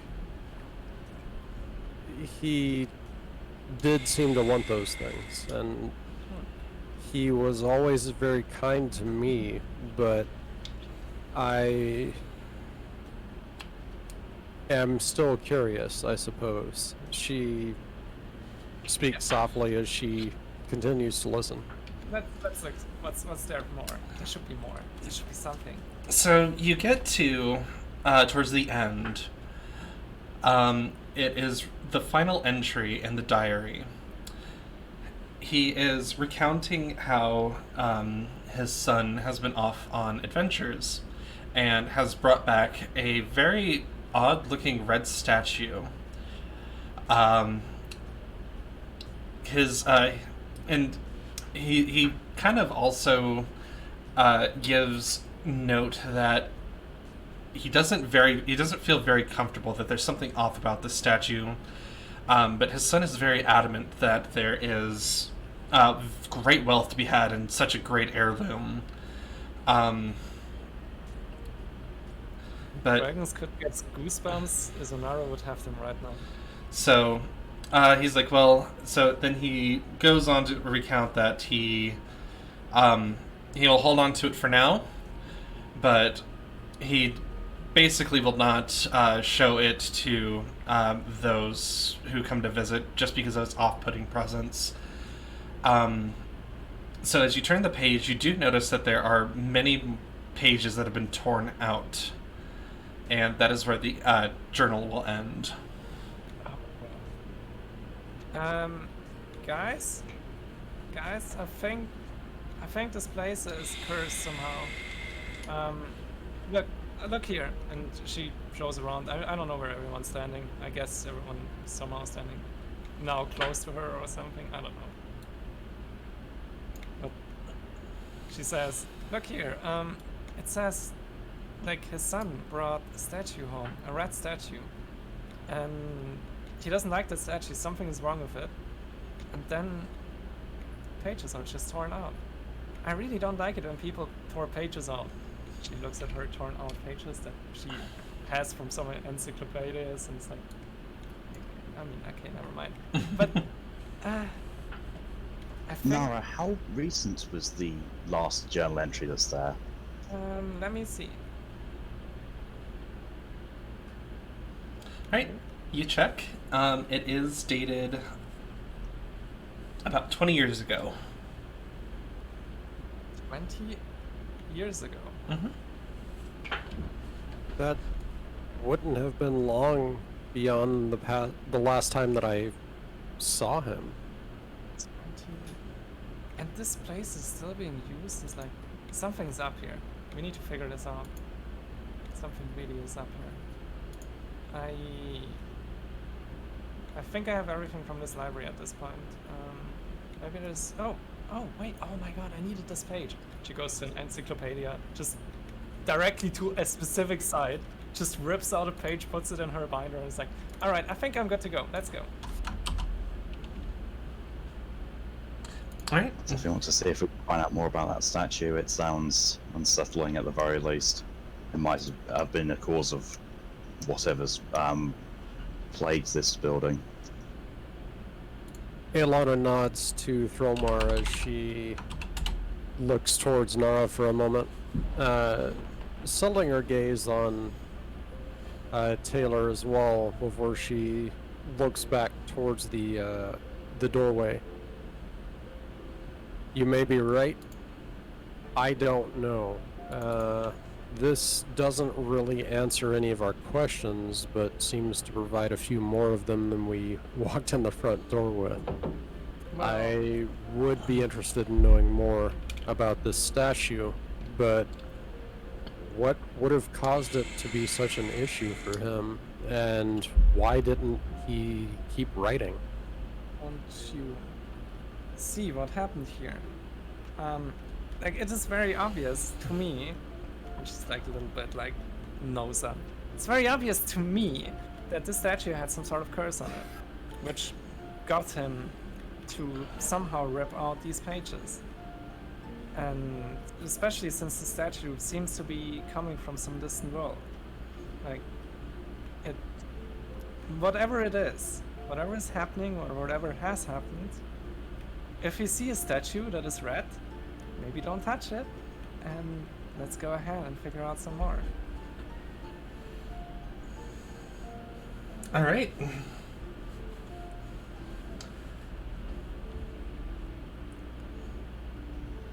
It might also be that the following pages that were torn out, he detailed what the statue did and its effects, and whatever has been here tore those out to prevent anyone else learning about it, in store that they could be put under its rule or whatever curse it does actually permit.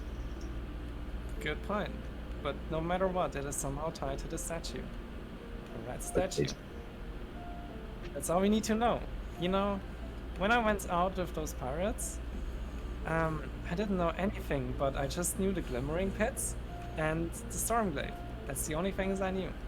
That's all you need to go for an adventure. I know this, because I've been doing these things since years.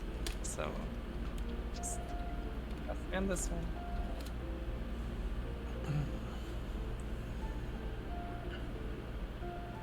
And from what I can see, there doesn't seem to be anything else noteworthy in the room, and I trust your eyes to have thoroughly scoured any room that has got books in it, Nara. Actually, okay, give me 1 second. And she goes over here and like gives a little glimpse over these book things here, and then she sees this part here. What is that? That's just a chair. Oh, wait, that's a chair? Mm-hmm. Oh, now I see it. Okay, never mind. Yeah, okay, no. Nora then comes back and is like, nope, I think I've seen it all. Okay, well, the question then remains, do we want to go across the hall to the other door, or do we want to try and do this in a sort of, I don't know, circular pattern of checking everything? Well, Aelana says as she looks at Thromar, we know the direction that we came in. It may be a good idea to check the room across the hall. If something were to be here that weren't a beggar or some squatter, then it would probably behoove us to at least know that we have a safe way out. I don't know of any other easy exits from this manor from the front other than the main door. There are probably some towards the back, but we don't want to get in the middle of something that we can't get away from. Get back. Agreed.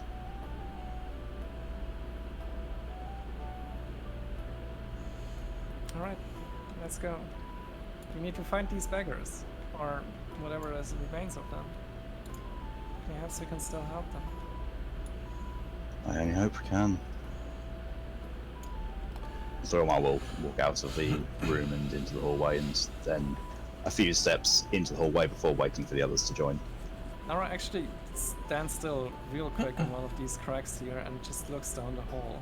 What can she see down there? Mostly you just see, kind of just like looks like some, not really much of a crawl space, but you do see the dirt underneath. Most of it is just like the supporting beams for the floor. How deep is the drop? Like 2 feet. Okay, got it. Yeah, in that case, Nara just marks further and follows Swimmer.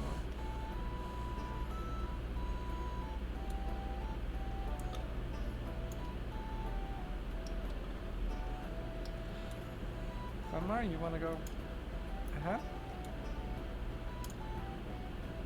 I personally do not feel wholly comfortable being at the front of the group because I am not the most combat capable, and if something were to jump out at us, Do it then. It And Taylor storms ahead. Wait, Taylor, this way. There's other room here. Of course, I knew that. Alana smirks as she watches Taylor move around and then forward to the group. He walks up to the door, waiting for the others to keep up before kicking down the door with a loud bang. Alright, you kick open the door. Also, Ashlyn, your HP is not up to date on your sheet. You should be at 30. Where is...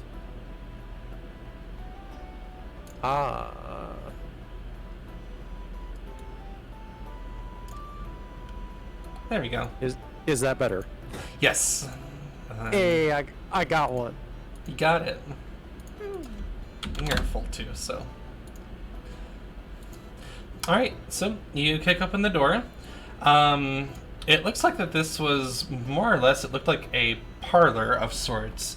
In the northeastern corner there, it looks like there is a bar. Tables are strewn about, and the whole room is kind of littered with empty tankards, broken tankards, a lot of broken furniture.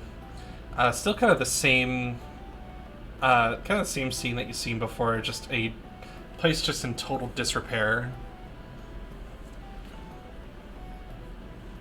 Alana would try her best to move through the group and close in behind Taylor before looking around, seeming excited for a moment before she continues to grasp what she was actually seeing. Mm-hmm.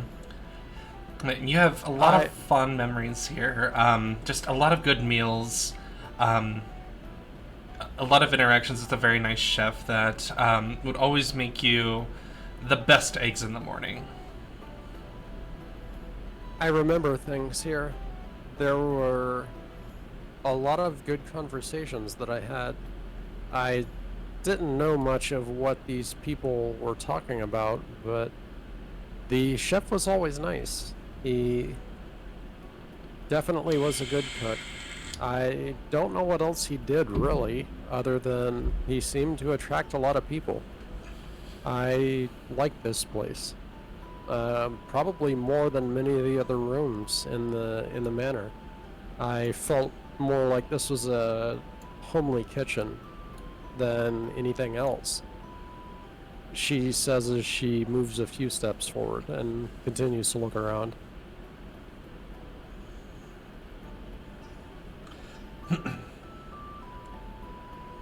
Nara tries to look over the counter and tries to check if something is behind it. Perhaps there's a body or something. You don't really see anything other than it looks like that somebody perhaps a previous squatter did have like a makeshift bed that was there. Looks like it was just like a piece of cloth that was just on the floor, and a sack of flour that was used as a pillow. But any sort of presence there has long since gone. It doesn't seem there's any personal effects. Okay. I'm going to investigate that battle. Okay. Like, just, going through it, seeing how recent it has been made there and what have you. Oh my god, my investigation was... It does look fairly old, kind of in the same state as everything else. Okay. As you kind of tap on it, though, it seems that whatever was in here has long since been expelled. I see. Well, someone left behind here at some point, but it was a very long time ago, so... I think this room is clear. Unless... Hey, Flappy? Can you do me a little favor? You need to be a very, very, very, very strong dragon for me. Okay? I want you to fly down this crack there. Just, look down there and look if you see anything below the ground in that little crawl space down there. Can you do that? He hops down and he sticks his neck down and looks around and says, "I found something." Oh, what? You found something? Uh-huh. What is it? Dirt. Oh. Good Lots job. of dirt. Good job, Flappy. He's very proud and he flaps Chuckles. his wings. Okay, come back here to the shoulder and stay here, okay? Wait. Good.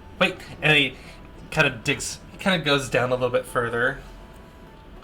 As his like hind legs and like tails like swishing back and forth excitedly. I see shiny. Wait, you see shiny down there? Shiny. Okay, wait. Don't go in there. Don't go in there. Stay safe. It might not be safe. Nora jumps almost onto him, grabs him back on the neck and puts him back on the shoulder. Good job, Flappy. So- Wait here. So you pull him up, and in his mouth he has a key. Oh, Flappy. Can you give me that key? Right. Okay. He gives you the key. Okay. Alright, she takes the key, looks at it, then puts Flappy back on the shoulder, and tries to, put the key in some hand, gets a meat out of her, little sachet, and makes prestidigitation on it, so it looks like a rat, and then puts it towards Flappy. Here, go. You have a little rat. Good job, Flappy. He goes. He chases it. No. I hold it in my hand and put it into his mouth. Oh. As he's sitting on my shoulder. Oh, okay. He holds on to it. Correct. Good job, Flappy. So what is this key? Elana shakes her head and looks towards the bar across the room. I wasn't old enough to remember anything about what secrets people may have kept here, but everybody has one, at least one, before she re-shoulders herself and again seems to reach for a weapon, but watches the bar area and then looks back to Flappy before she shakes her head almost dismissively, seeming curious, but doesn't make any other words beyond that. Well, I didn't see anything behind that bar that could be opened with a key. Maybe it's some sort of room further up and inside. But no matter what, Flappy, you did good. Anyways, shall we go ahead? I suppose so, Elana says slowly. There's not much else to see here. By the way, Taylor once again marches ahead. how can you move something out of grid? So it isn't locked to the grid. Is it? You just click drag and then press Alt, and then it'll just do that. So I actually could make Flappy a little bit smaller. Well, I mean, he's technically a medium creature, so... I mean, I don't know. Can you like put him close to me or something like that? That would be awesome. Because I can't press Alt, because when I press Alt, like, yeah, thank you. Thank you. Alright, let's go. Now we go up front. Yep, go ahead. Right behind you. Alright. Look for the holes. Alright, so as you go more northern through the atrium, let me go ahead and reveal. Reveal. Could you do 60 feet out from where you are? He's not.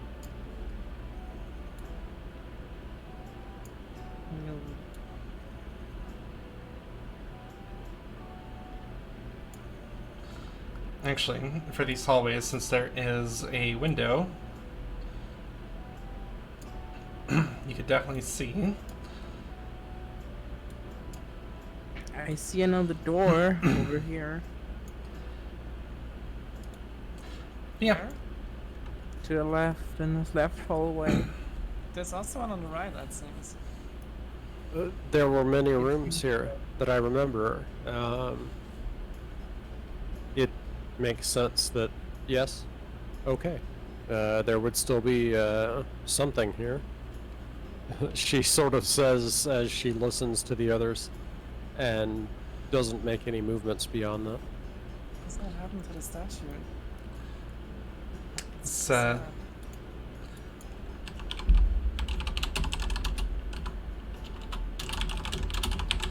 this song is totally inappropriate. Yes, absolutely. You need some Ghostbusters theme or Do something we like that. want to check the rooms or go on further? I would check the rooms myself. From a sake of protection, or again, we don't know the back ways out yet, but we do know that the way we came is clear. So if something happens, we're going to need an escape plan. So I'd say we should check as we go. Alright, Yeah, I agree. go ahead. I want to like check out the statue, even though it is completely broken. And Nora just stands on the statue and like scribbles down little notes of it. Not notes, like, you know, draws out the pieces a little bit, tries to reconnect the pieces in the drawing a little.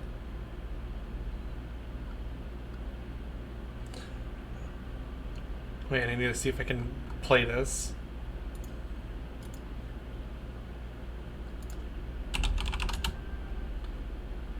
Anyway, sorry, one more time?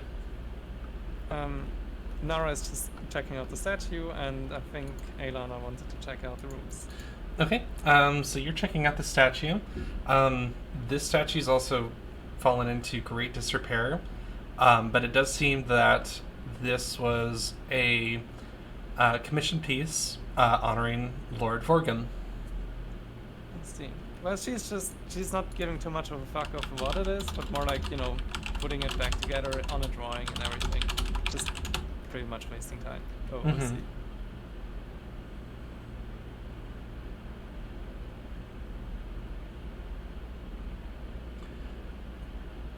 Okay. Voromar will head over to the side and investigate one of these statues, see if it's anything noteworthy. Okay, doesn't really seem to be anything noteworthy, just seems like a very decorative statue. I mean, it is chipping away, but it does seem that this was very well crafted. At least from when you can imagine when it, you know, was kept in good care. Lord Vorgum definitely had an eye for more artistic things in life, by the looks of it. Aelana moved towards Dromar and then looked back towards Nara for a moment before smirking. She reached her hand out to touch some of the ruined pieces of the central statue before looking to the others. And speaking in a not quite a melancholy voice, but one of thought, she said, he definitely enjoyed his intricacies. He was one to make sure that his legacy wasn't forgotten. I do remember a lot of these statues. Not in so much disrepair, but he seemed to pay a lot of attention to making sure that they were well kept. Again, I can only really infer that this is not how it should be. I know my viewpoint is different, but it's not how any of this should have been upkept. This all seems too much in rubble, too worn down to be how I remember it. She says as she shakes her head and sort of looks off towards one of the hallways. Well, let's see what's behind door number 1. Taylor says before marching over to the door, hugging the wall because of the hole in the ground. Alright. You go over to the door and you open it. I'm assuming. Yeah, and Okay. peek inside. Alright. Let me reveal.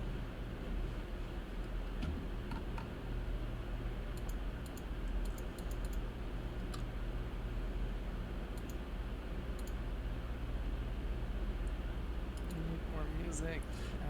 Well, why don't you go find one? I don't know. I will. Okay. You remind me of doing that. Like next time we will have really awesome music. Okay. Okay. Are you coming, Nara? And then Um, pauses, realizes what he's just said, and just buries his face in his hands like, oh boy, Tiamat. Almost there. I'm coming. If he could face farm any harder, he would. And she's right there, following you. What a huge fucking room.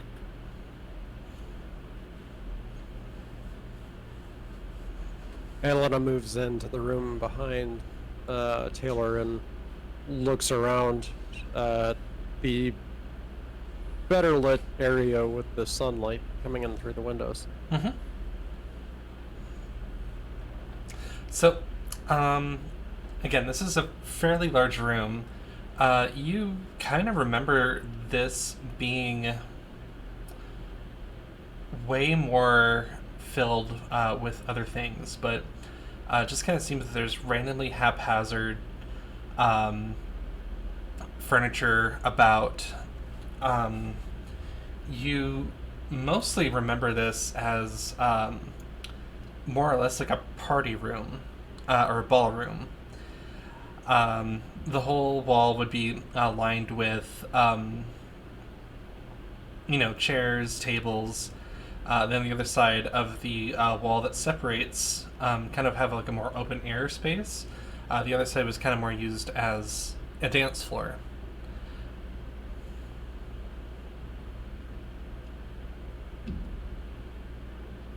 What's this here? Another object that is just completely regular, but I'm too stupid to see it. It's a bed frame. Bed frame? Yeah. What is bed frame doing here? Isolara says, and goes to check it out. Probably not doing his taxes. What are taxes? Taylor says before walking off to explore the room some more. Question A for it will be unanswered.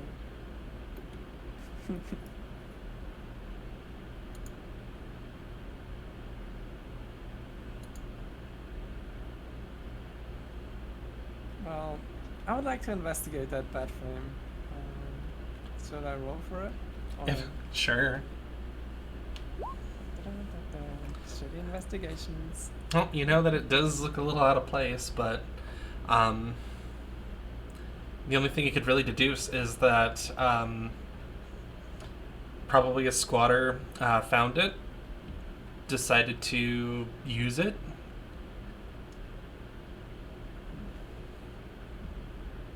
Nara still Possibly. stands, Nara still stands there and is like looking at it, like thinking pose, like, this is weird.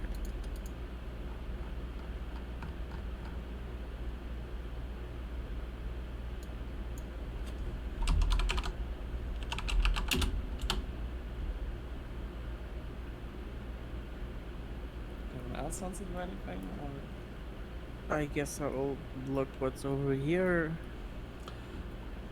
Hmm. And I don't know. What is that? Is that a wall or? Yep, it's kind of like a wall. I forgot to put it there, but on the southern, at least on the northern part of the wall as you first entered in, it looks like there's like a huge mantle. Hmm. Yeah, like a fireplace. Oh. A mantle. Yeah, I was thinking that. Fuck off.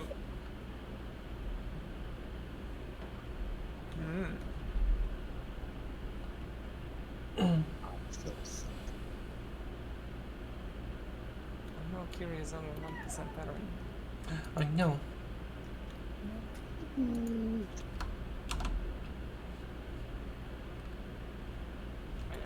I guess Nara is still standing there, thinking emoji. Yeah, I think there's nothing in this room. Except for this mantle. Wow. Yeah. Yeah, it doesn't seem like there's really much interest in this room, but...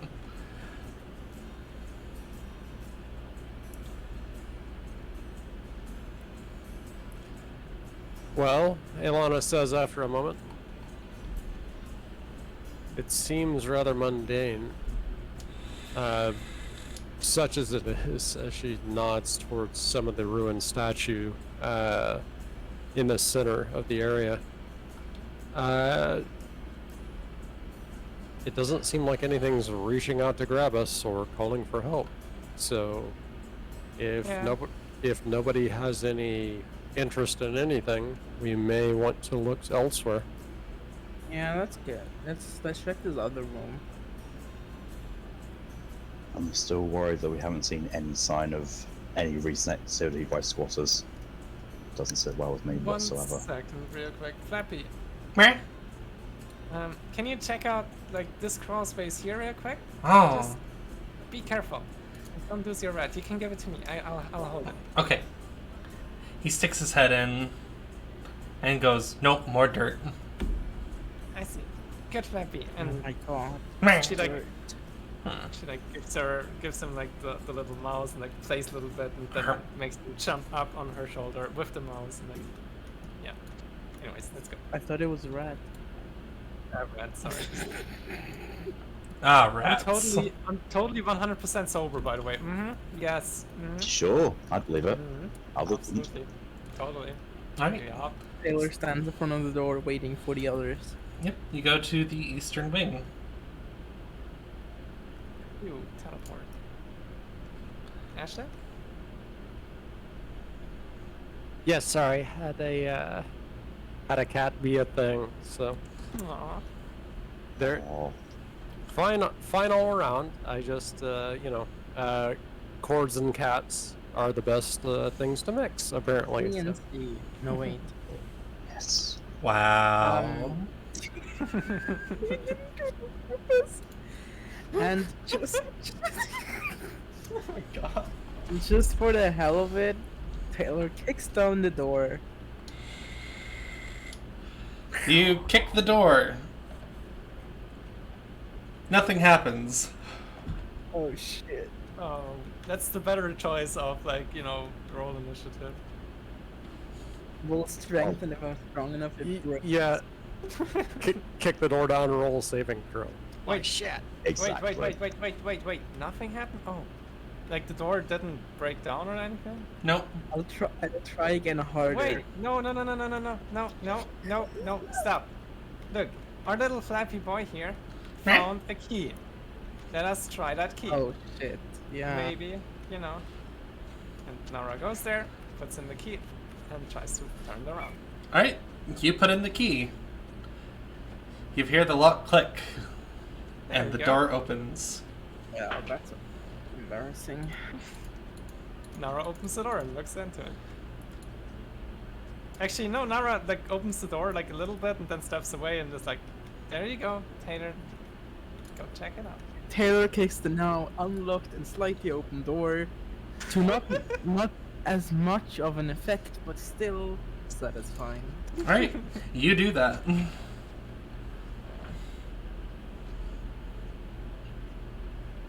It's another empty room. Why would it have been locked? I Maybe Don't- there's something hidden. He was also like, you know, thrown into a weird place. Ilana shakes her head and looks at the other three, and then looks to Flappy for a moment. I don't have any major memories of this place. This wasn't a room that I ever visited particularly often. I can't say that I remember it. For one thing's for sure, there's a lot more bed frames than the others. Definitely. Taylor's just walking through the room, not really paying much mind to most of the things. Alright, as you all go in,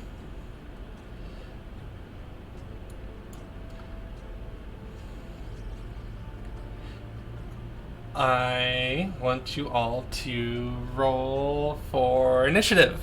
Oh, Yeah. I was thinking it. I saw this hole there, but like, you know, Nara couldn't see it yet. Yes, that hole. Yes, it looks different than the others. I know. Oh god. Oh god. Jesus. Initiative throws. Why am I going first? You did it. Well, you have enough Maybe you time can like supercharge us like the medic in TF2. I mean, you, Oh, I you wish. yeah, you do have, you know, something you could throw at us. God bless. Time to bless the hell out of us. Hashtag blessed.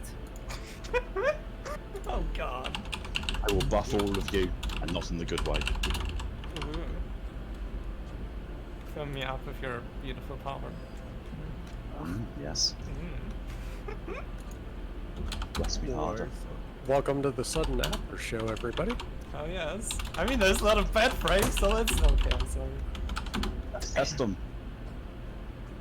Just the raw bed frame. That. It's not even a match. It's like Okay. So listen. That kind of sounds at we don't first. even Like, we don't listen. even have a bed frame. listen. At first, it sounds very uncomfortable and everything, but at second, it sounds like a perfect spot for like some very kinky BDSM shit. No, the turn order. The monster appearing in the turn order. Oh. Wow. Alright, as you Why all. am I going before everything? And I'm just standing there like. Uh oh. Oh! Uh oh. We're Alright, buddies. so Uh oh. as you all enter, from the ceiling drops hands. And since Handsy. Oh god damn. Nice. and since they all get the jump on you, Oh no. I'm not on the turn order, by the way. you're not in the turn order? Nope. You are. Not for us. But we Not see the one I can hands. say no. Oh, I can see. But that's okay. Alright. Oh, as long as you know, that's fine. Taylor, does a 13 hit? No. Does a 21 hit? Oh god. Jesus. Yeah. Okay. As you rolled that for us to see. Now we know they have +3 on their attacks. Oh no. Now we can meta game here. Ooh. Okay, Ooh. sorry. Alright, Like that's gonna help. Taylor will take 4 damage as it claws onto you. Ouchie. Need our battle music back. 22 will hit Nara. Well, if you want to get battle music. Give me 1 second. No, The we'll- shield doesn't help here. But okay, so the shield. I mean, you shouldn't. No, actually, the shield is more like a reactionary turn, like a thing like, oh my god, this might hit you, and then I can be like, nope, shield.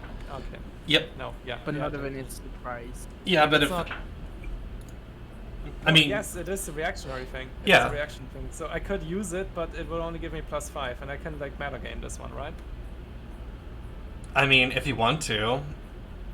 I will meta game that then, because I think that's the whole point of that ability. I don't know. Yeah, I mean, it's just like you can opt to use it or not. So to Alright. basically just deflect a hit. Again, 5 damage, I assume. Yep. A 20 will hit Ilana for 5. Ooh. Ooh. And Thromar, an 18 and a net 20. Yeah, both hit. So you'll take 5.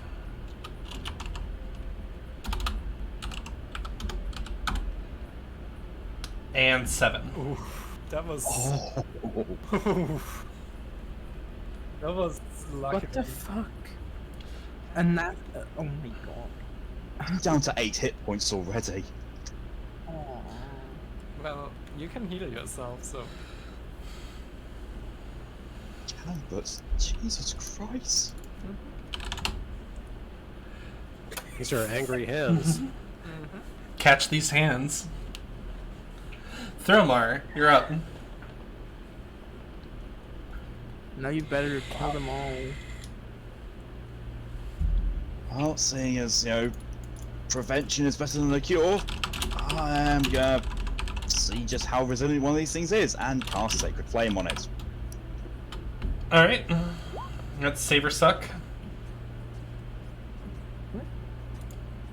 Who said? Oh, What? it needs to save. It needs to save, or it sucks the damage. Flavor Yes. suck. It's the two kind of ways of damage. yeah, ooh. It's like the one spell is like the ranged attack spell, which is the one shit that I'm using, and I probably can't use in here. And the other shit is the hey, either you save or you take the damage. It has to make a save on Alright. DC 12. It And makes then- the save. Bollocks. Oh my god. Alright. Crazy hands. Let's see. Hands already got their turn on surprise. Taylor.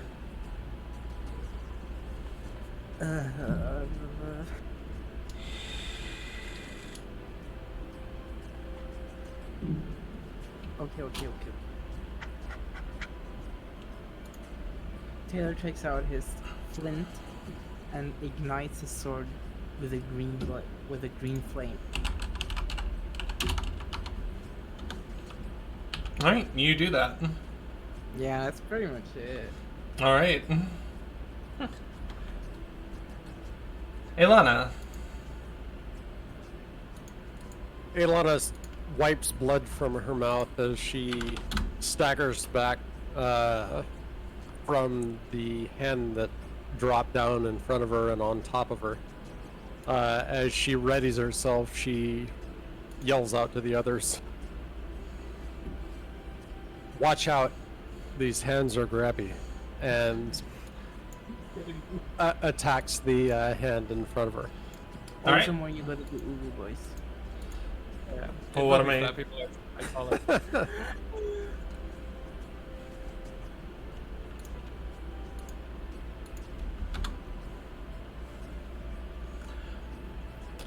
Oh god. Does it hit? Does that hit? Does that? You miss.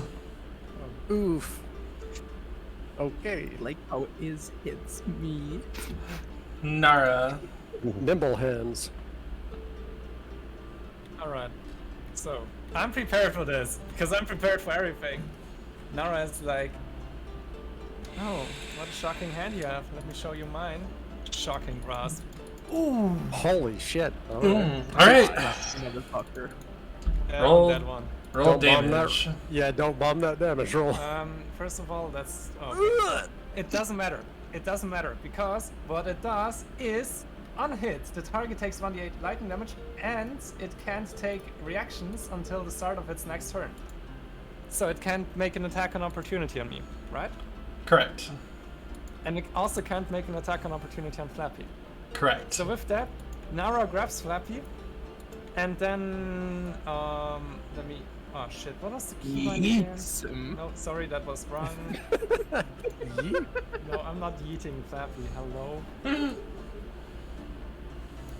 What was the keybind again to see how far you can move? Like during the move, was it A? Space. Q. Space? That's Q. Q. Thanks. That was Q. the one I was looking for. Q. Q. What's this?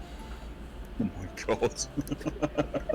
All right. Nara moves there and takes the attack of opportunity off the other hand. That's Okay. fine.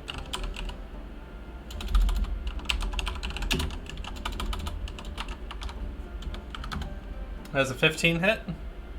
No, it doesn't. Okay. Oh. And from now on, for the Well, rest no, of the wait. turn- You've already used your. Well, that is a reactionary. So that okay. is reactionary. Yeah, I think Alright. a reaction should be I should be able to cast it as a bonus action, right? Yep. So you're good. Alright. All right. And yeah, and from now on, I have +5 bonus AC, so all further attacks on me will be need a 16. So, fuck, I love sorcerer. Okay, go ahead. Sorry. All right.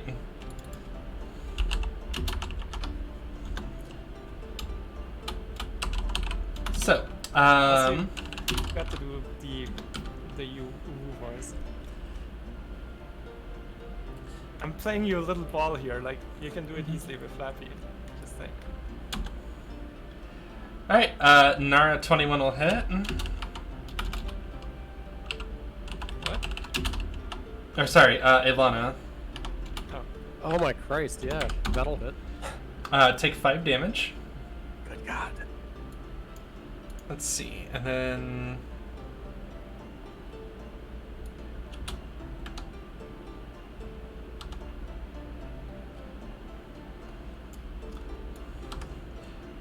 these will start coming towards you.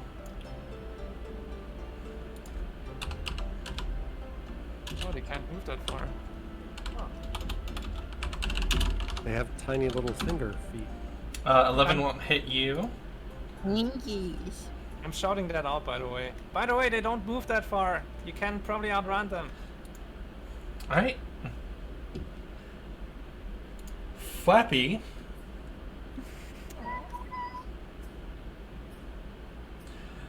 will puff up his cheeks and expel a flaming breath.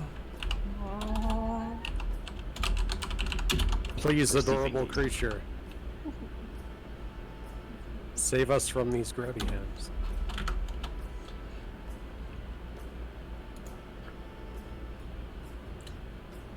All right. One fails and shrivels as it burns, and the other one definitely makes its save. God. Swung the dragon. Good job, Flappy. Thrillmar. Meh. I go? Yep, your go. Okay, this is going to be a long shot. Thromar, looking quite badly injured, pulls out his holy symbol, lifts it aloft, and says, "By the light of Tiamat, be gone!" and casts Turn Undead. So, I'm hoping these are undead, because every undead creature I can see or hear within 30 feet of me has to make a Wisdom saving throw, DC 12. If they fail, they are turned for 1 minute and have to run. All right. You do that. Nothing happens. Thrillmar has never looked so defeated in his life. Aelana looks over the chair at Thromar, being almost surrounded by 2 other hands, and says, "They're not undead." Clearly not, no. Also, side note, ow. All right. The next wave of hands.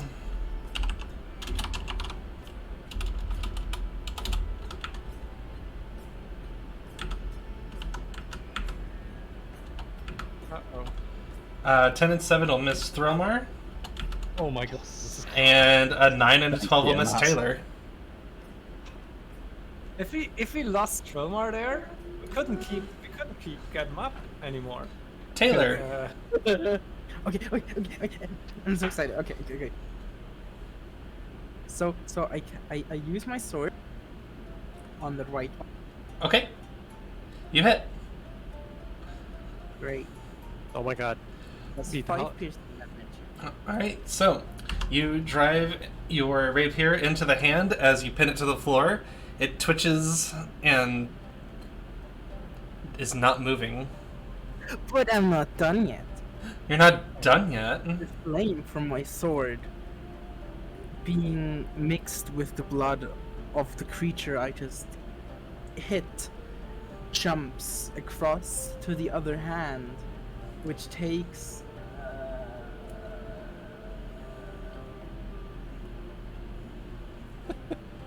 post my spell. spell casting ability modifier. That is the one, like, if you go to spells. Spell attack bonus at the top right. Shit, what is the spell casting ability modifier? Fuck. I think for Artificer it's intelligence. So does it do your Oh. it does your modifier and damage? Yeah. And it goes over to the next one. What's your modifier? What's modifier? Intelligence. What is the number it says on intelligence? 10. No, above it. 0. You do no damage. That's so rude. Good job. It looked flashy though. Hey Lana, Yes. it is your go. Whew. I rage and reckless attack on the hand in front of me. Alright. I don't. Is there anything I need to do on my end for modifiers for that? Just roll to hit. Just weapon roll? Yep. Like, Alright, you hit and your minimum damage kills it. neato. Ow. Yeah. Okay. Odd question because I haven't done this yet. Am I able to move any after I attack, or is it move then attack? You can move it. You can move and attack, or attack and move. Okay. Thank you. I will. Yeah, I will. Look to Throlmar and see him that he's surrounded by two other hands, and call out to him before moving towards his location, and ready myself once I close the distance. All right.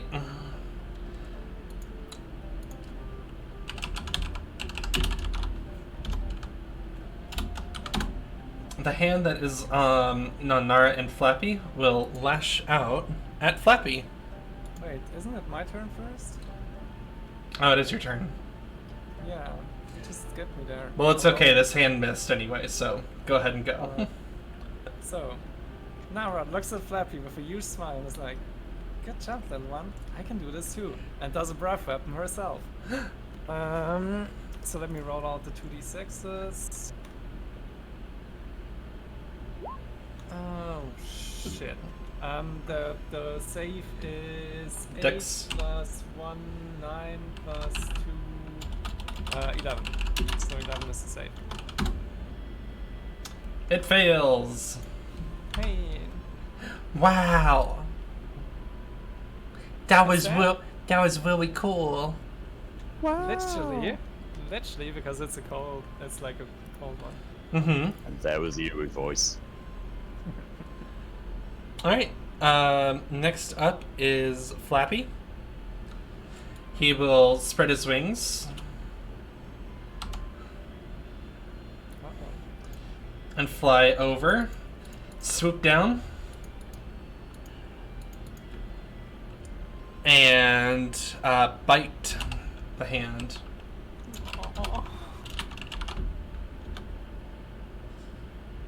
Bite the hand that feeds. He's really fearless. Is that Flappy's roll? Mm-hmm. Jesus. Damn. I don't think he needs our protection. No. All right. I think we need his protection. Yes. So he swoops down, bites it, and drops it to the floor as it kind of curls up and kind of balls up into a fist. I want him to play with Blech. it, like as if it was Little Red, like. That would. The hand curls up into a fist and spins its middle finger. That didn't taste too good. Oh, Flappy.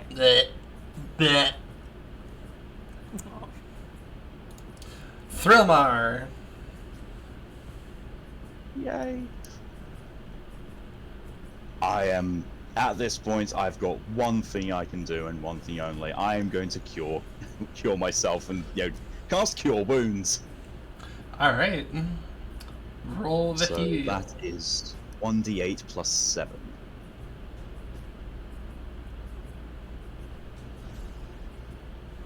Hey. Hey, that's pretty good. Good one. Pretty good. That's pretty good. All right, you do that. And anything else? No, just the vocal parts of the what is it? Tiamat's like shields me, heals himself, stands up like, oh, those things hurt far too much. Taylor.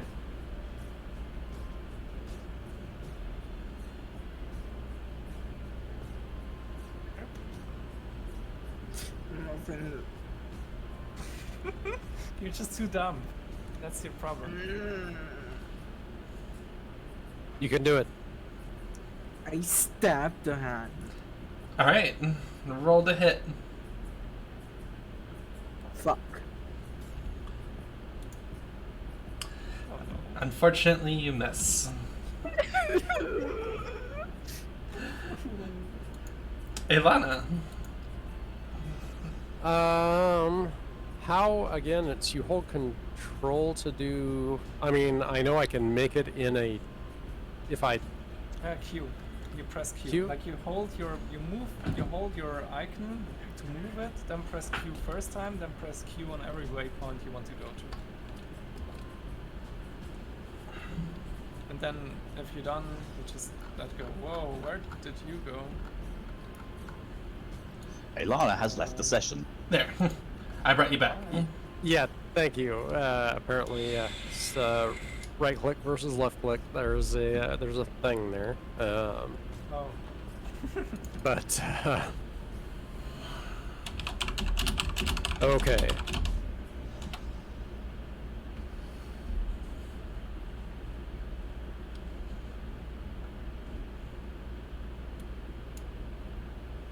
Oh, good grief.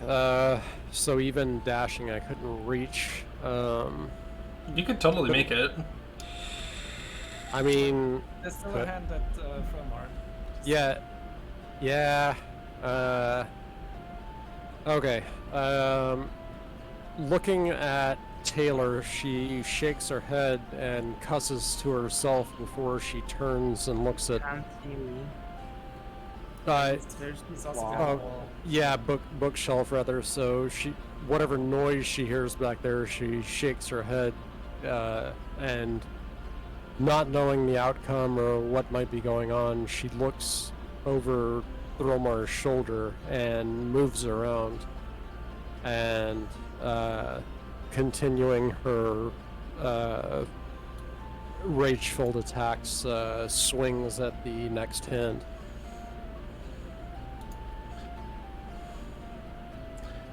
All right. You miss. Ass. Agile little hands. Mm-hmm. Jazz hands. Nara. Yeah, we're fighting jazz hands. Oh, it's my turn. Mhm. Let me see. Perfect. Do you count that as enough range for 60 feet? I mean, Should I- you're 55 feet away, so you can hit it. But it's like diagonal. But yeah, okay. Ray of Frost. The one spell I definitely do know. All right, you hit. If you would have 3 damage. rolled too low, you would have hit Thelmar. No, I couldn't. Unless that I is know a it thing. would be All right. Kind of would be. Cold shoulder.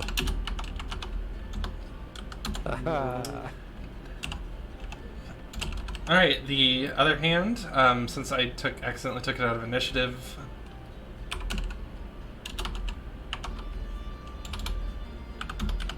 Taylor, you will take 5 damage as it punches you. not like I can lose any more brain cells. Alright, Flappy will fly over. Aww. Go Flappy. Flap, flap, flap. And he will end his turn. Thrillmar.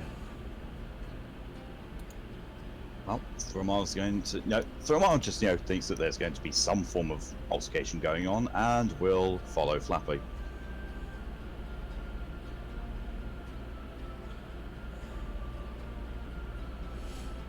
Using a dash action to get a bit closer. Okay.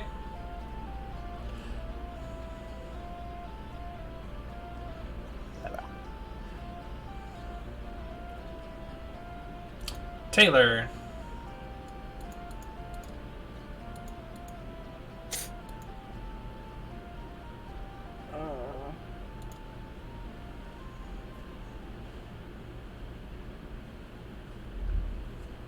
I stab.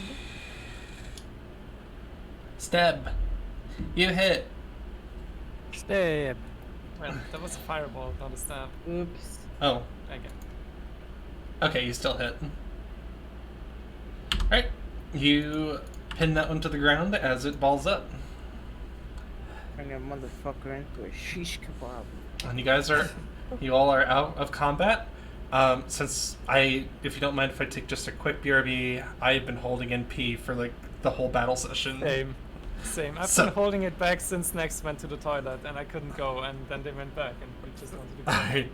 Fantastic. Everybody in the stream, we're going to take a quick 2-minute. Apparently, we have a few bios, so just stand by, and We're not we'll get- streaming anymore, we're piss streaming. Hey! Oh. Stop. Alright, you're all banned. Bye.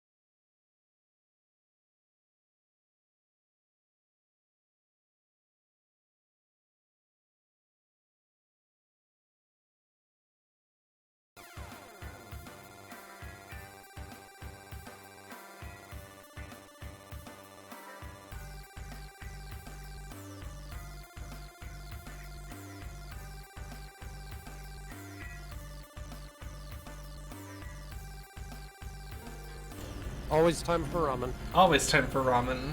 Alright, let's switch back to the scene. There we go. Rough. Alright, so you all take care of the hands. Kiri, no. But Did she say no? Wrong. ramen. Kiri, you're the best freaking fan. Aw. So, so as you guys kind of all just kind of gain your composure after being assaulted by hands and caught hands, Taylor, you did notice that before the attack that there is another there. You know, aside from the other holes, there is one that catches your eye. There's a weird ass hole over here. Oh, Happy, Meh, Happy, come back. meh. I'm White Heel. Ah, Good job. Come here, Flappy. Meh, And you did very, very well. I'm impressed. meh, You're a very strong dragon. meh. You don't need our protection. There. Of course. No, now you move me towards him. Yeah, this is good. Thanks. Mm-hmm. Taylor picks up a rock and puts light on it and drops it in the hole. All right. It seems that the hole is about a 5-foot drop straight down, but you can kind of see it looks like that there's a tunnel that has been dug. What's the deep like you? Ilana, you coming? I am. We may want to tend to our wounds before we decide to crawl down whatever this is. She says as she slowly moves towards the others around the entrance to the hole. How badly are people wounded? I could find some more. It's not that big of a I deal. mean, Taylor takes out a bottle. Wait, Shut no, Shut don't, up, I'm doing don't. magic. don't. I'm doing magic. We can do better. We can just do a quick short rest. She says, OOC, like, we could just do a quick short rest and refill our HP like that with the hit dice we have. All right. Alana nods and looks to Thromor and says, "Yeah, I can fight, but I've had better days in bar fights." Before I she know smirks. how much I want to do, you fucking What? whore. Nothing. What did you say? Nothing. Let's sit down and have a quick rest. All right. You'll take a quick rest. About an hour passes. You tend to your wounds, patch up a little bit. So roll your hit die to see how much you get back. How I do we need do a that? second here. How? So since you're multi-classing, Taylor, you'd roll 1d10 and 1d8 plus con mod. What?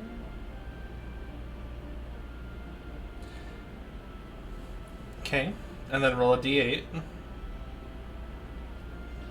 I'm killing myself. What the fuck? Nixie, no. I have 3, 4, 5, 6. Okay, and then you have a con mod of +2, so I believe that would be a +4. So you get 8 back. So I'm almost full again. Mm-hmm. Nice. What if we're not multi-classing? What do we do? So since you're a barbarian, roll 2d12.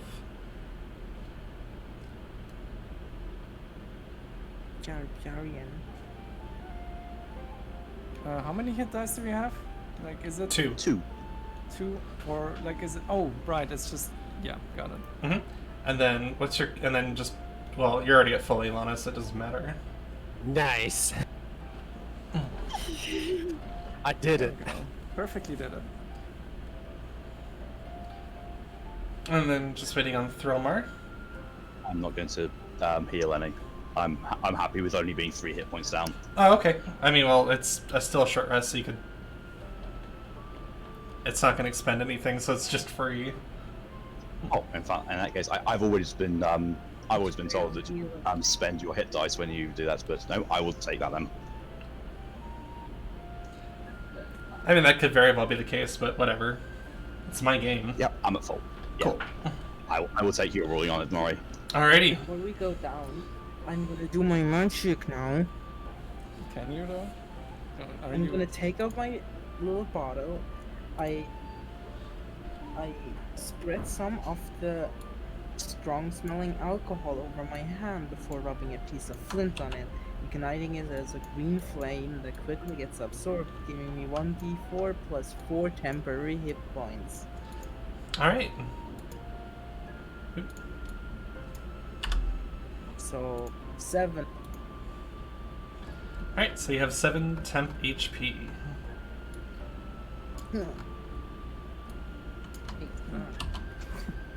Alright, and let me just get the next map set up here. How long will you have these? Like, how long will they hold on? Those hit For dice? an hour. Yeah, it's good stuff. Alright. Also, Nara, during this break, Nara is also like taking care of Flappy and like giving him good pats. And he's like, such a good train, such a good train. You're fighting so hard. So Yeah? good. Yeah. Yeah. You were like killing 2 of those hands. I was almost worried, but you just destroyed them. I'm really good at getting small things. Mhm. But be careful with like the big things. The Oh. big things, yeah. They might After the previous battle, and since they were moving underground, any extra garment that Aelana might have been holding on to on her body, she curls and sticks into her pack and seems to be a little more stripped down, and What? keeps her weapon extended as she begins to ready herself to move into the tunnel. Alright. So, like I said, it's about a 5-foot drop. And you all plop down. Another cave. Oh yes, of course.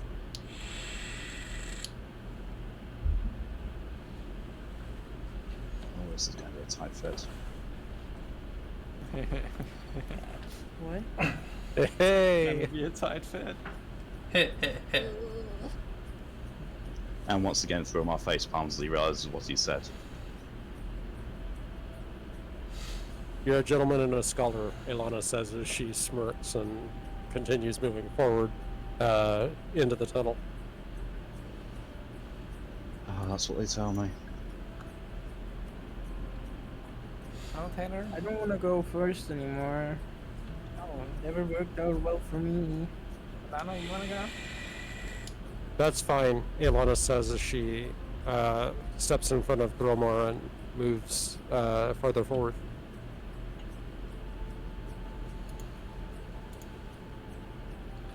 Alright, as you descend deeper into the cave, the light behind you begins to dim more and more. Those with dark vision can kind of make out the cave walls and floor. I can't see shit. Can I not cast something light sorcery with prestidigitation? Probably not, right? Nope. No. I mean, I can make a rock glow. You can also make anything you touch glow with light, so if you want to have a glowing sword, you could do that. Or you can make Ilana glow. Yeah. I- Glowy tits, anyone? Glowy tits! High beams. Wow. So there you go, everybody. Glowy tits. That's the that's the ability of the stream there. High Aelana's got beams. her high beams on. Yep. Yeah. Give me your sword for a second, I Alana. Aelana says as she stammers a little and holds her blade out, but keeps her hand on the hilt. Looking at Taylor slowly. He touches the blade and casts light magic on it, making it glow just enough so Thraumar actually sees something too. I thought you Like, had dark just vision. around him. I thought you all had dark vision. I have dark vision. I don't know who else No. does. Dragonborn don't have dark vision. Weird. Okay. Dragonborn have the fire breath, and that's it. All That's right. pretty much it. That's all there is to Dragonborn. Scales, fire breath, yup, and yeah. All right. Well then, I learned something. Yeah, it's a 20-foot radius light. Uh, It's yellow light because fuck you. All right. fair enough. Your sword glows a yellow light. Piss sword, piss sword, piss sword.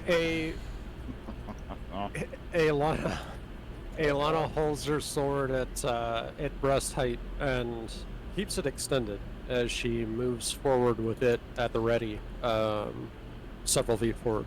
All right.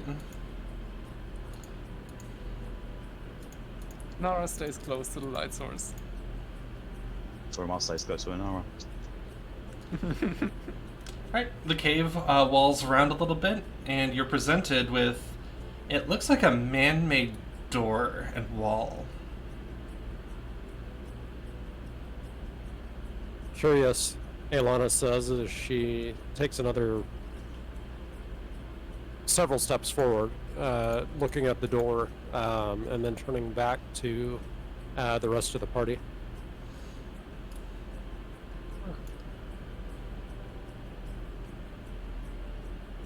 Is it like, you know, a door that you can just like, you know, throw open, or is it some sort of rock thing? Because it looks kind of rocky. I mean, it is a stone door. Okay. Taylor cracks his knuckles and walks up to the door. This seems like something I can do. And gets ready to kick it down. All right. Until Should I do like a strength check or something? Sure. wow. Oh wow. All right. Taylor kicks the door with all his might. Wow. You kick the door with all of your might as the room opens. Kick the shit out of that door. Jesus.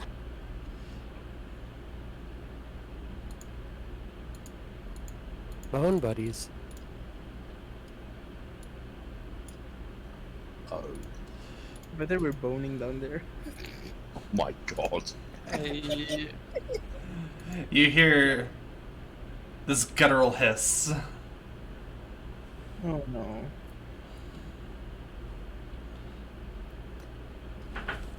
Are we about to roll initiative again?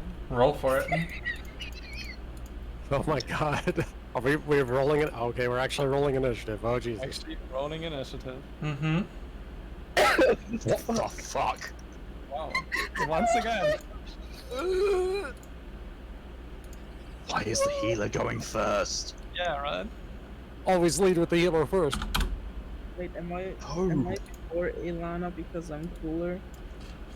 No, you go after Aelana because you're slower. Burn. Sick burn.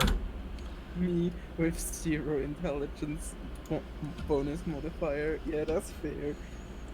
Hey, that's average. That's above average. No, actually, 10 is average, human average. Actually, 8 is human average.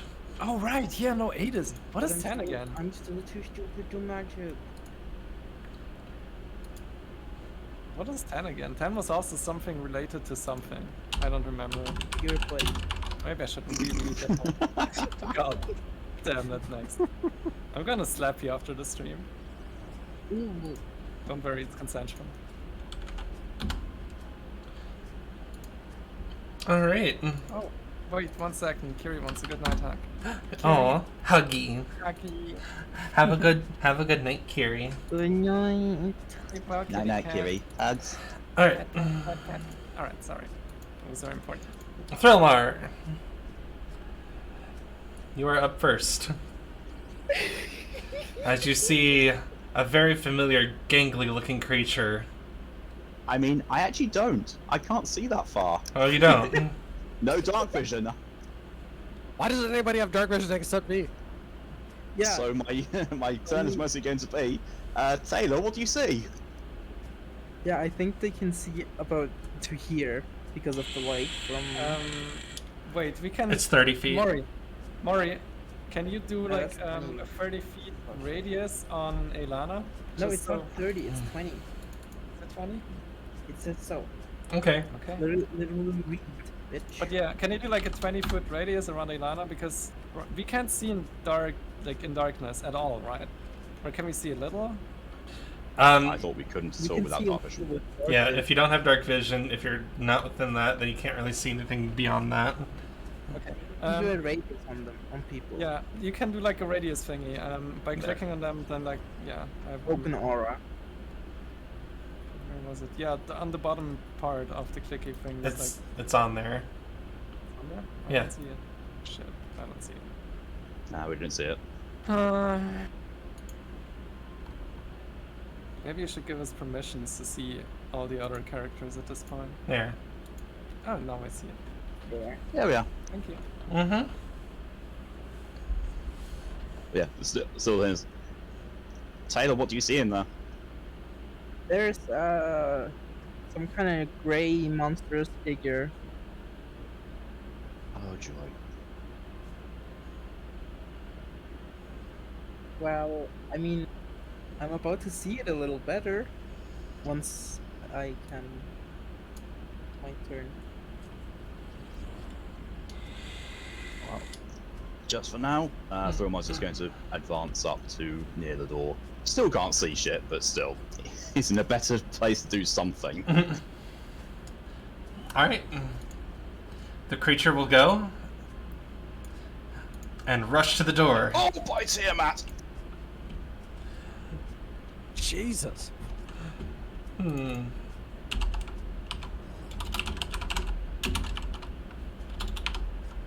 Oh Lord, he coming. Oh lord, he came. Wait, no, that's wrong. Taylor, does a 16 hit you? What? Ooh. Yes. Okay. Yeah.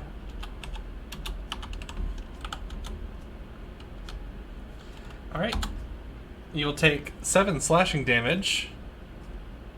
Well, I didn't take any damage except for the like necrotic magic. Also, give me a constitution save. Uh-oh. Everyone? Oh, no. Just like, Okay. Just How do you Nixie. do that? oh, just on the left side, you see Constitution, right? Yeah. You press. No, wait. There's a saving throw. Right? Yeah, under your saves, just roll for constitution. Yep. You don't see it? It's like proficiency Come on. bonus on the left side. Yeah. I found it. Good. Come on, Nexie, you can do it. You get a good one. Alright. So, you get hit for 7 damage, and all of a sudden your body feels very heavy. You can't move as you fall to the ground. You're paralyzed. Oh shit. Fuck off. Angie. Ilana. Hmm.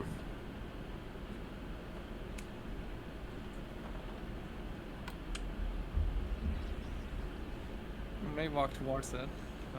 If you're worried about the light source, it's totally fine. Again, if I draw, like, can I hold Q? Like, how do I see? I mean, I know it's well within 30 feet, but I'm gonna. You can position your yourself character? between Taylor and Thromar, and you could still Could hit it- it. Could I get to the back side, but like so up 1 square and 1 to the right of Taylor? Yeah. You would have to. Well, it's currently blocking the door, Oh, okay, gotcha. but you can move right here and still be able to hit it because you're diagonal. Okay. I will do that. So I will move to that position. Mm-hmm. Do I need to take an action before a bonus action, or can a bonus action just happen? Bonus action can just happen. I will take a bonus action and increase the light level using my Inel's Greatsword. Okay. I think it was like up to what, another 20, or just 10. I can't remember. I don't know what the bonus was on it myself, but Well, if we don't know, then we're just gonna say an additional 10 feet. okay. So. And she will attack the creature. Roll it. Nope. Nope. Yep. Okay. As you God. go to We have- as you go to swing. here? Yep. As you go to swing, you kind of do an overhead arc, and it just catches into the rock above and stops your blade. Fair enough. Taylor, Shit. you are still paralyzed. I will allow you to resist if you would want to give me another Constitution throw.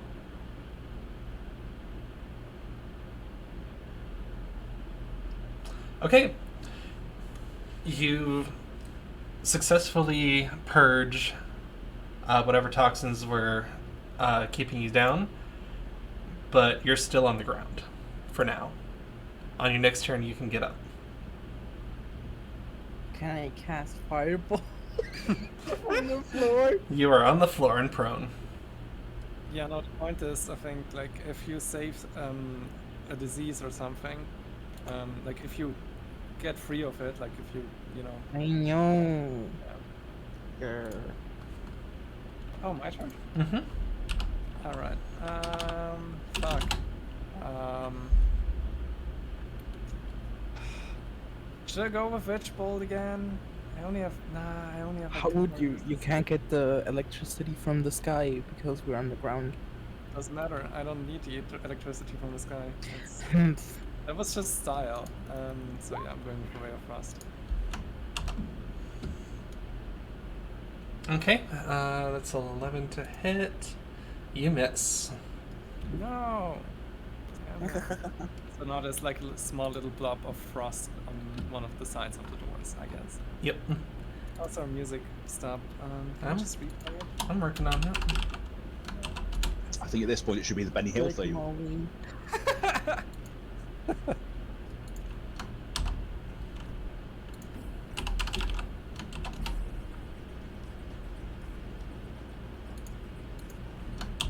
Oh, this is good music.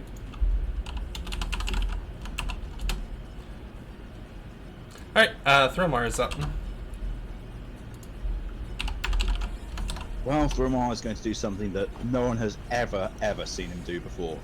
He's going to pull his mace out and try and smack at one. Yes! Oh, what the hell? Nara's very All happy right. about that display of brute force. Because Thromar knows that he can't cast in close quarters without either... I can't remember, it's either triggering a reaction attack or going with disadvantage because spellcasting in melee combat. It is disadvantage as far as I know. Ah, yeah, and with my track record of missing this section, nah. Alright, you give it a good whack. Roll damage. Holy shit! Nice job. Whoa! That was another to hit roll. I clicked on the wrong thing. Oh. Oh. You need to press on the mace thing there. Yeah. Oh yeah, 4 damage. Alright, you give it a good thwack. And it is not happy about that. So, Oh god. it will extend its arms out to you and lunge forward, gnashing teeth, and give you a good old bite on the neck. Uh-oh. Oh no. Yum yum yum yum. I'm liking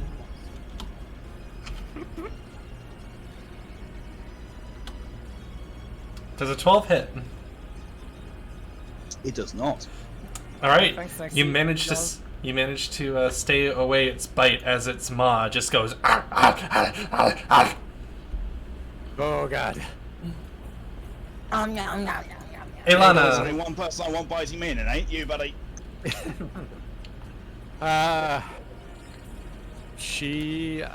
don't know. I guess Ilana would be forced to steal herself and attempt another attack with her sword. Alrighty. You hit. Woo! Please don't suck. Hey, you didn't suck. It didn't suck. Oh. Alright. It was a good hit as it kind of reels back a bit, hissing some more. Taylor, Yeah. you're on the ground.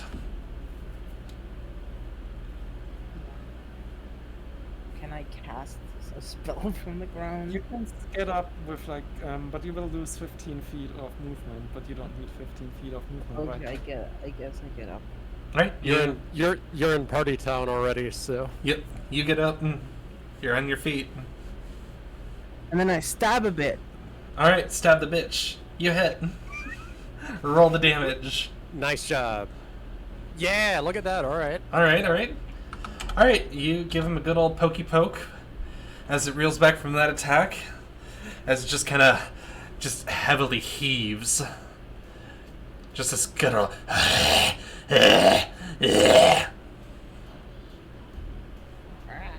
Ilana looks over her shoulder to Nara and calls out, "Try to end this." Sure. Well, Mori, how much do you like very epic things? That might be a little too. I don't know. If you can make it make sense, Okay. tell me what's your idea. Nara is jumping forward over the heads of all of the people in here and is casting shocking grasp from her hands. Shit. Fuck. You accidentally touch yourself. Alright, so you run, you jump, you slip, and you fall face down.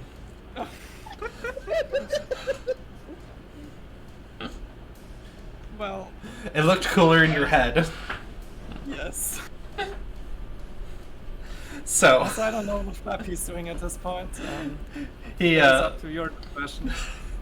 he feels you kind of go down. Sorry. So he feels you go down, and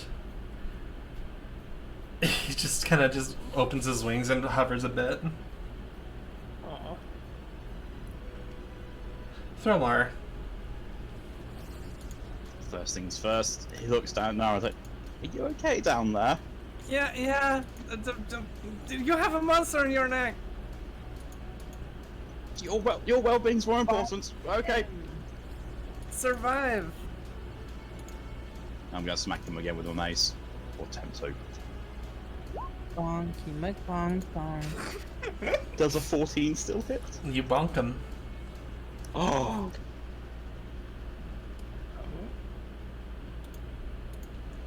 8 damage. Alright.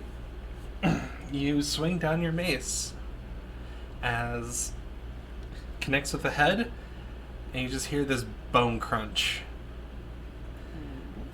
Crunch. Gnashes out still a little bit, but gives like a and then slumps over. Hopefully not on Nara. No. Okay. So you probably landed like right about there. Oh, gotcha.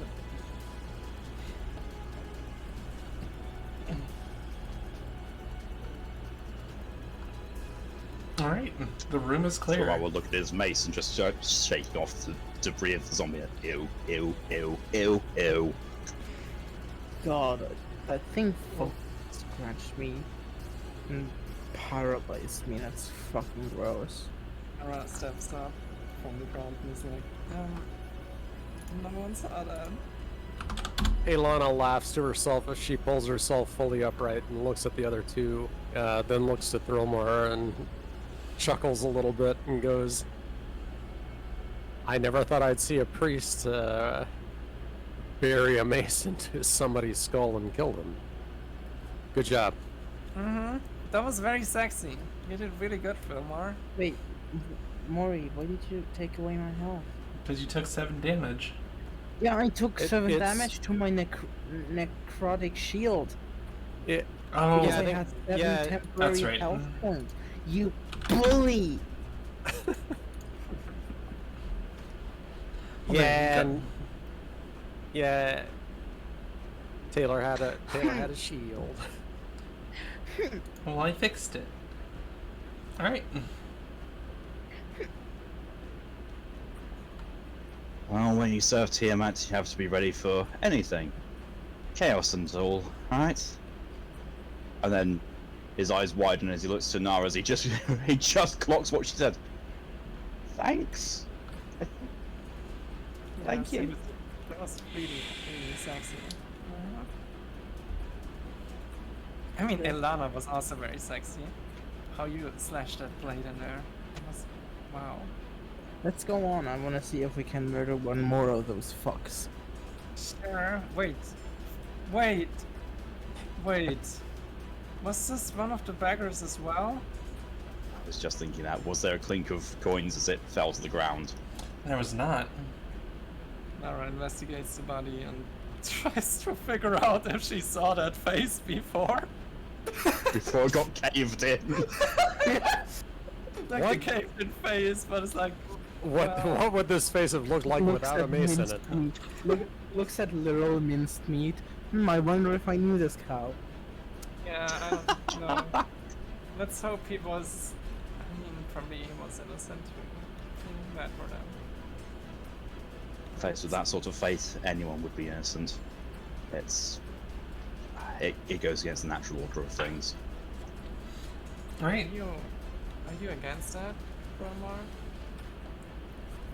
I am against seeing such desecration, such unwilling disregard for the peace that can be brought and found in death.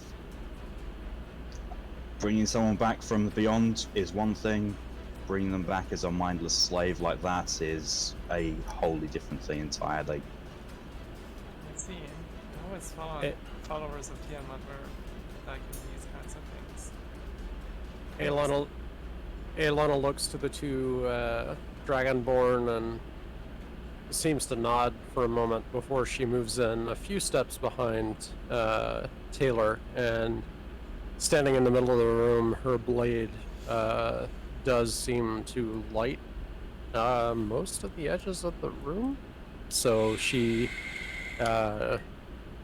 doesn't move too far in, but she looks to Taylor and then back behind her as the two Dragonborns sort out what they need to. Okay, so could I cast a spell that gives me temporary hit points again? Do you have the spell slots for it? What does that mean? Did you prepare this? Did you prepare that spell again? Well, nobody explained it to me. How this shit works. I'm gonna explain it to you afterwards, but I guess I'm assuming you have. Fuck, what is Artificer's spell slots? Is it 1 or 2? Level 1. We need to figure that out now. Let me try and figure it out very quick. Also, it says spellcasting ability Charisma at the top. I will find it out in just a second. You have 2 first level spells. Mhm. You did cast the Firebolt before.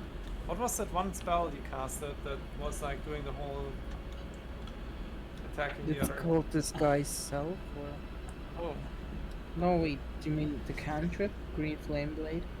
no, the other one. Yeah, the one that was like you attacked one and the Yeah, damage. that's a cantrip. That's Mhm. a cantrip. Okay. Yeah, then you have 1 more spell slot. So you How can do I cast make, it again. how do I do that? You can just cast it again. I will explain it to you afterwards, okay? I'll go ahead and let you do it again, but I will explain how your spells work again, because I'm pretty sure that once you get your spells, I went into detail about how your spells work differently than Nara's. Actually didn't do No, that. you didn't. You didn't tell me anything. I recall I did, but anyway. Yeah, you told me that I have to like do with magical, like with tinkering instead. Yeah, So that's and then why I I wrote the description of how I do like magic with just specific items because I thought that was just a roleplay aspect because nobody told me anything else. Right, but I also told you that you have to prepare your spells much like a cleric does, but that is beside the point. Let's continue. Yeah, You but can only- cast that again. Oh wait, the spells work actually like in a way where you need to prepare them and like say I want to cast a spell twice today. So you have access to all your spells. You can prepare any spell that you know from that list. So you don't necessarily have spells known that you can kind of cast on a whim like you do. It's casting like a cleric or a wizard. But Yeah, but like they already used it, right? So they prepared it. Right? yes, they prepared it. But they also have disguise self-prepped. For the sake of moving things along, if you want to cast it again, then next you can cast it again. Like,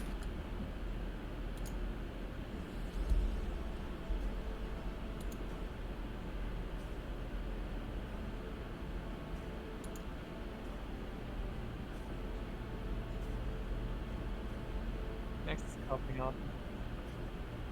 Okay. I mean, we did do it for 4 hours at this point anyways, so perhaps it might not be a bad time to say Huh? end it here. I don't know. It's up to you, don't worry. Well, I mean, there's only a little bit left, so.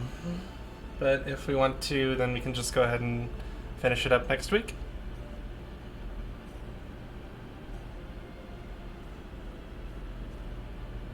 Whichever way works best is completely fine by me. Alrighty. Well then, we'll do it next week and we'll find someone to raid.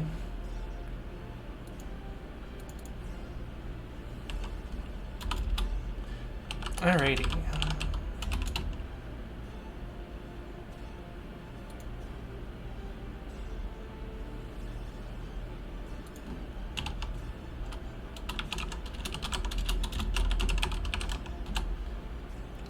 Alright. Bandy is playing Overwatch, so I will go ahead and send you over there. Woohoo! Oversnatch. Oversnatch. Wait, no, that's the porn version. Oh god. Alright. Alright, see y'all later. Oh, As always, and let's get that flappy pillow out, please. Okay, bye. bye. Thank you for coming out this week, everybody. Oh, I already sent them over. Oh God! Thank you, invisible people. You can't hear me, but I'm with you always. Always watching. Basically.